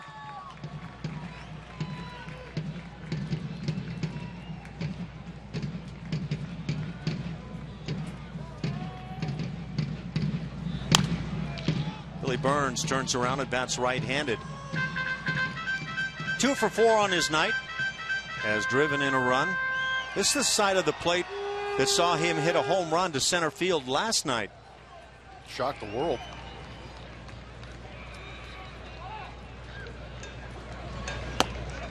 El Tiante brings a strike. It's 0-2. It's a great call.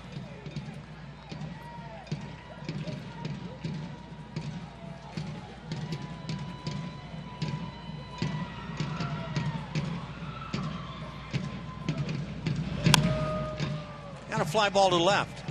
Rasmus is there. 2 outs in the bottom of the ninth inning.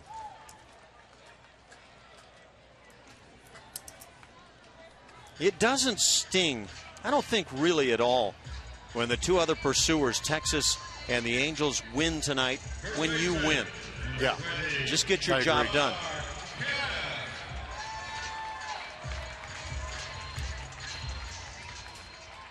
But a bonus tonight with Texas losing, gaining a game, getting that game back.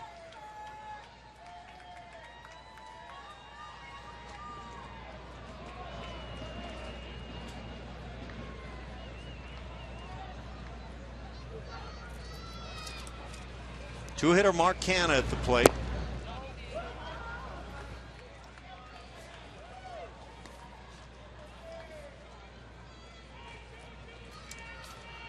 Scott Kazmir probably trying to figure out how to get back on the winning ways. Carlos Correa. He's been a winner everywhere he's been. going to be a lot of guys in that minor league system that make it to the big leagues that can say that. Boy, no kidding. What a year for the Astros minor league system.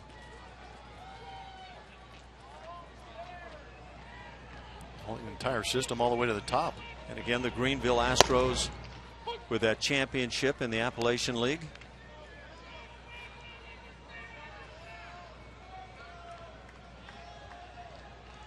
Seven minor league affiliates in the postseason for the Astros.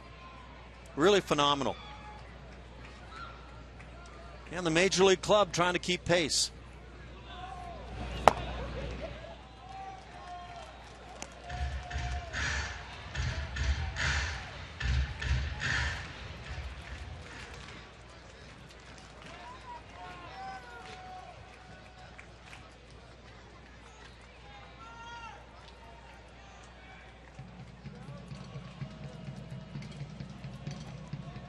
Oliver Perez trying to close out the ninth inning. Canna stings it, but it's foul. 3-2 the count.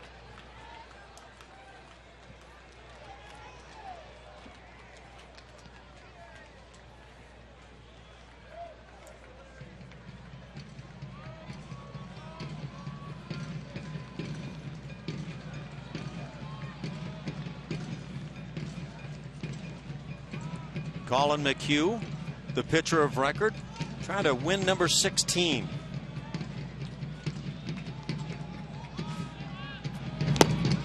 And that'll do it.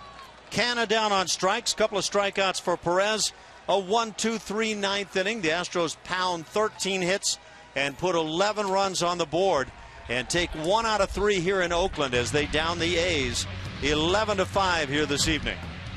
We'll be back with more in just a moment.